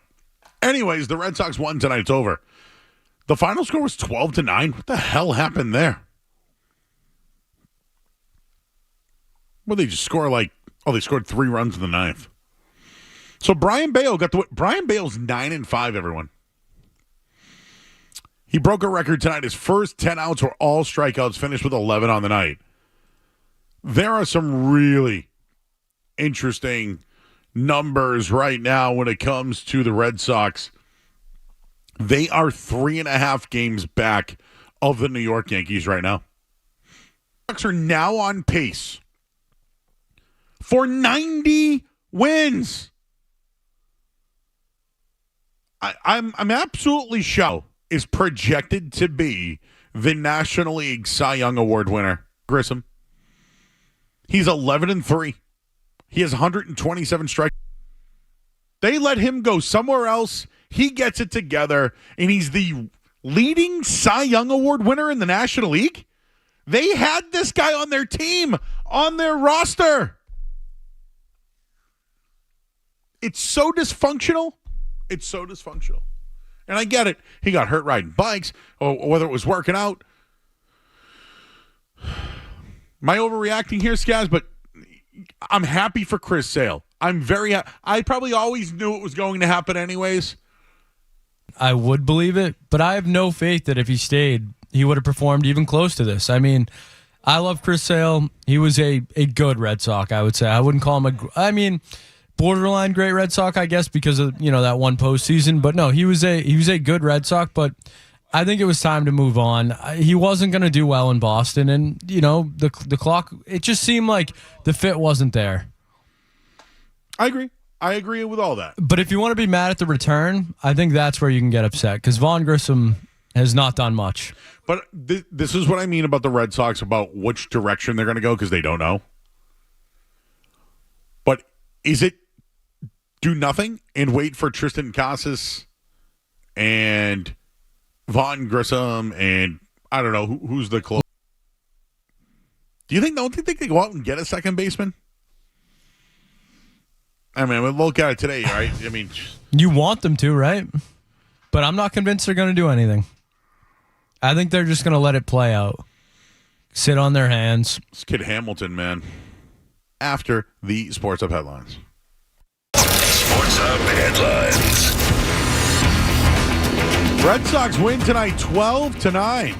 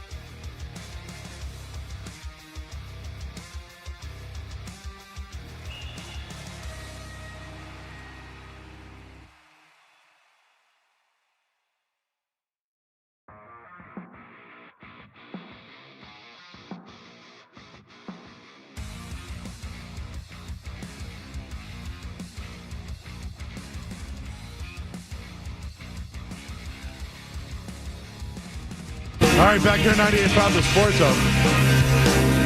What I don't like about this studio, we only have one TV. We have 3 TVs, but one's on. And I got boxing on. I don't want that. I did see a really good burger in the back room, though. Gaz goes, I've never had Arby's before, and I go, oh, yeah. Like, an Arby's beef is an Arby's beef. It's not a North Shore roast beef. But I used to get the Big Montana, and what I liked about it, they put it in a nice little clear clamshell and cheesed it up really good. Not your like that orange cheese, you know? That real processed stuff. Love the processed. But you saw those burgers, right? They look good. On television, they look great. On television, they look great. They looked absolutely great. Speaking of on television and looking great, Hard Knocks is currently on, or was on. And they were featuring the Giants. I'm trying to think of Washington? No, who else are they featuring? I thought it was just the Giants. Oh, the Giants. Okay, but I could be wrong. I knew they were doing like a division. And so the Giants, I believe they were going through some of their draft, some of their pre-draft interviews and workouts.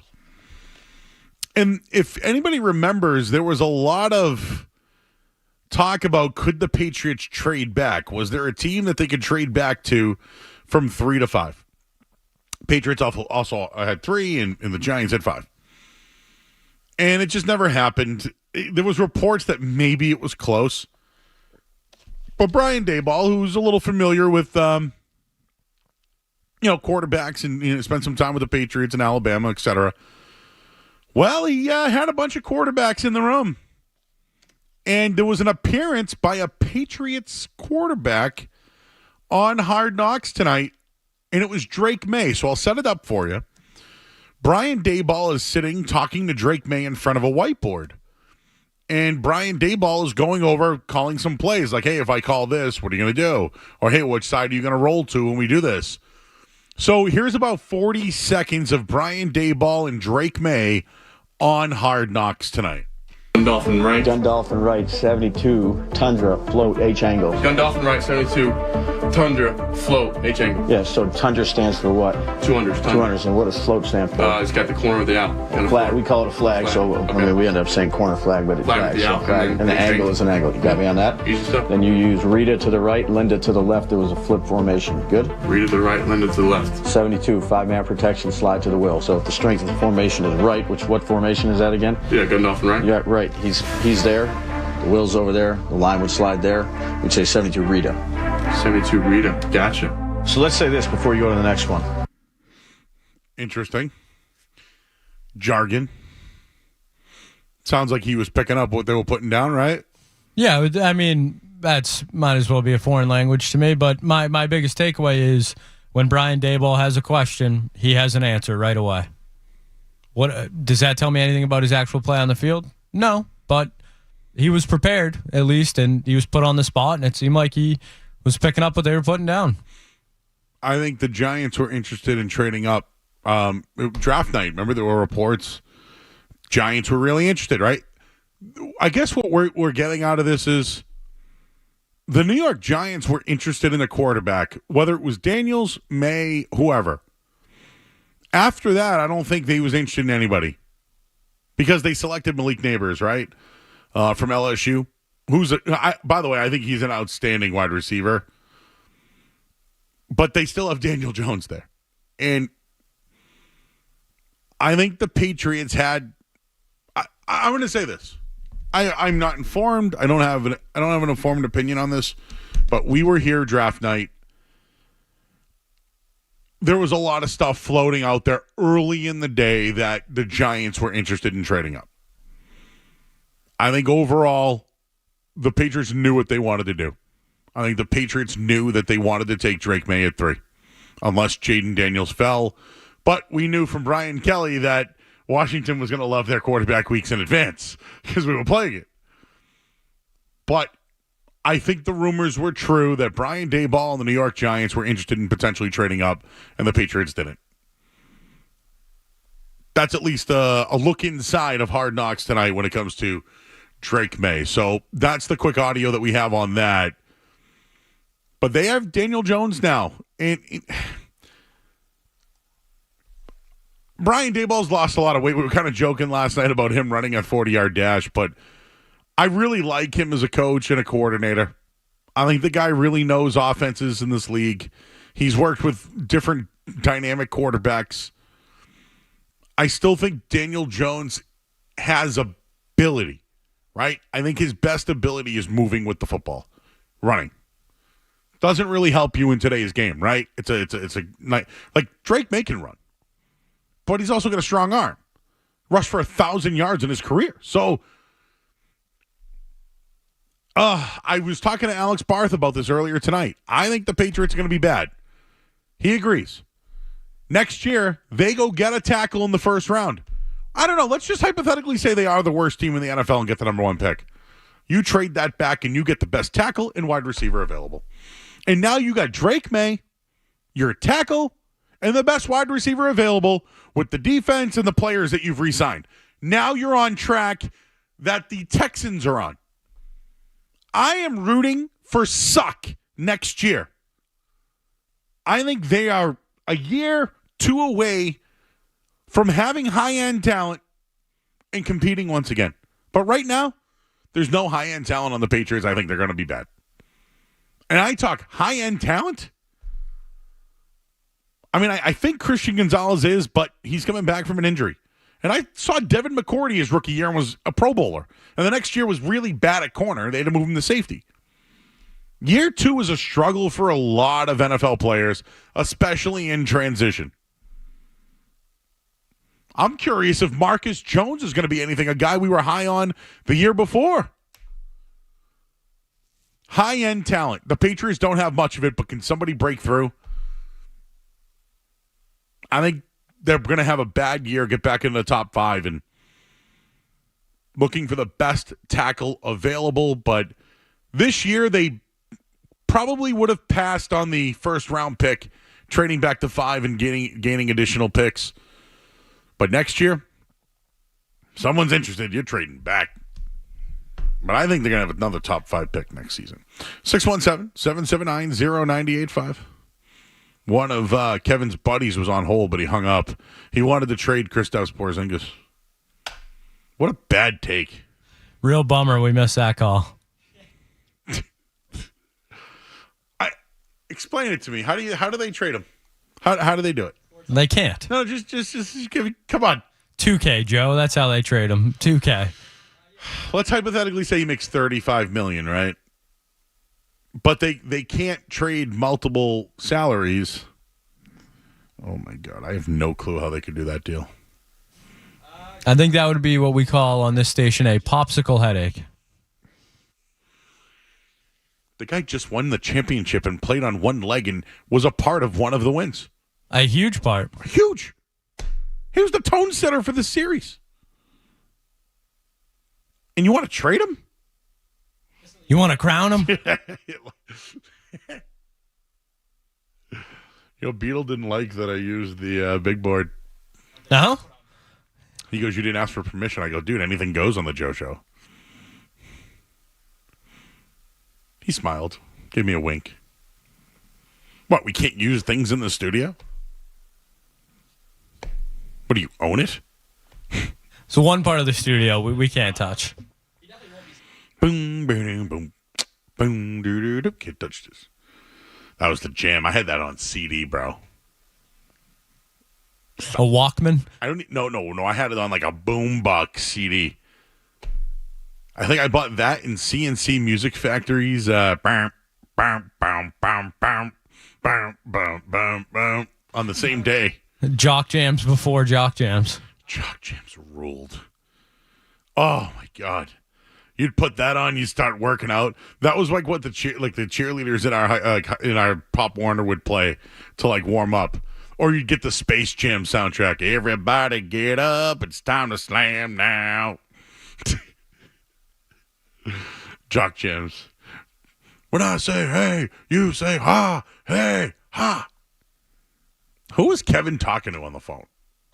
Kevin is not shy about having conversations on the phone. Like he's holding meetings back here. The aura. He had one guy on hold for like 7 minutes earlier. Starting to feel bad for the callers. Just talking to the guy? Yeah, maybe the guy was lonely. I don't know. Random story. When I was working at 1510 The Zone back in the day, I used to work like really odd shifts. And so this kid from Arizona would always call. Like, hey, I want to talk baseball. Come to find out, I was there one night. I pick up the call, and it was parents. They got a huge, long-distance bill because he kept calling the radio station. And the number at that time was, ended in 1234. So I think that's like what he did. Racking up a huge bill. Dude, his parents were pissed. Who are you? Who are you calling? I'm like, I'm working at a radio. Your kid calls me all the time. Trying to blame you for it? Yeah. Management came to me. I'm like, dude, it's your problem, bro. Just like Wick when that tax bill comes. That's your problem, bro. Like, hey, we're all partners here, but that's your bill, bro. Oh, God. All right. Eric's in Malden. Hi, Eric. Hey, Eric, you're on the air. Come on. You were just talking to Kevin for 10 minutes, and then you hung up on me. What's that? Out on you. Out. Out. Like, for real, what was he talking about back there? Oh, Jacoby Brissett versus Drake Maye. Blah. He was asking Kevin who the Patriots start this year, what their record's going to be, and if he likes that they drafted Drake Maye. Okay, was he going to ask me or him? Yeah, I guess it was the Kevin show. He just wanted to ask Kevin, I guess. The aura. The aura. What can I tell you? Somebody goes, screw Beetle. Anything goes on the JoJo. It's no holds barred. Anything goes into the dungeon. Anything goes on the JoJo. Kind of sounds like Dojo. Hey, we'll wrap this show up here on the other side. I'm Joe Murray on the Sports Hub. More Joe Murray coming up on the Sports Hub.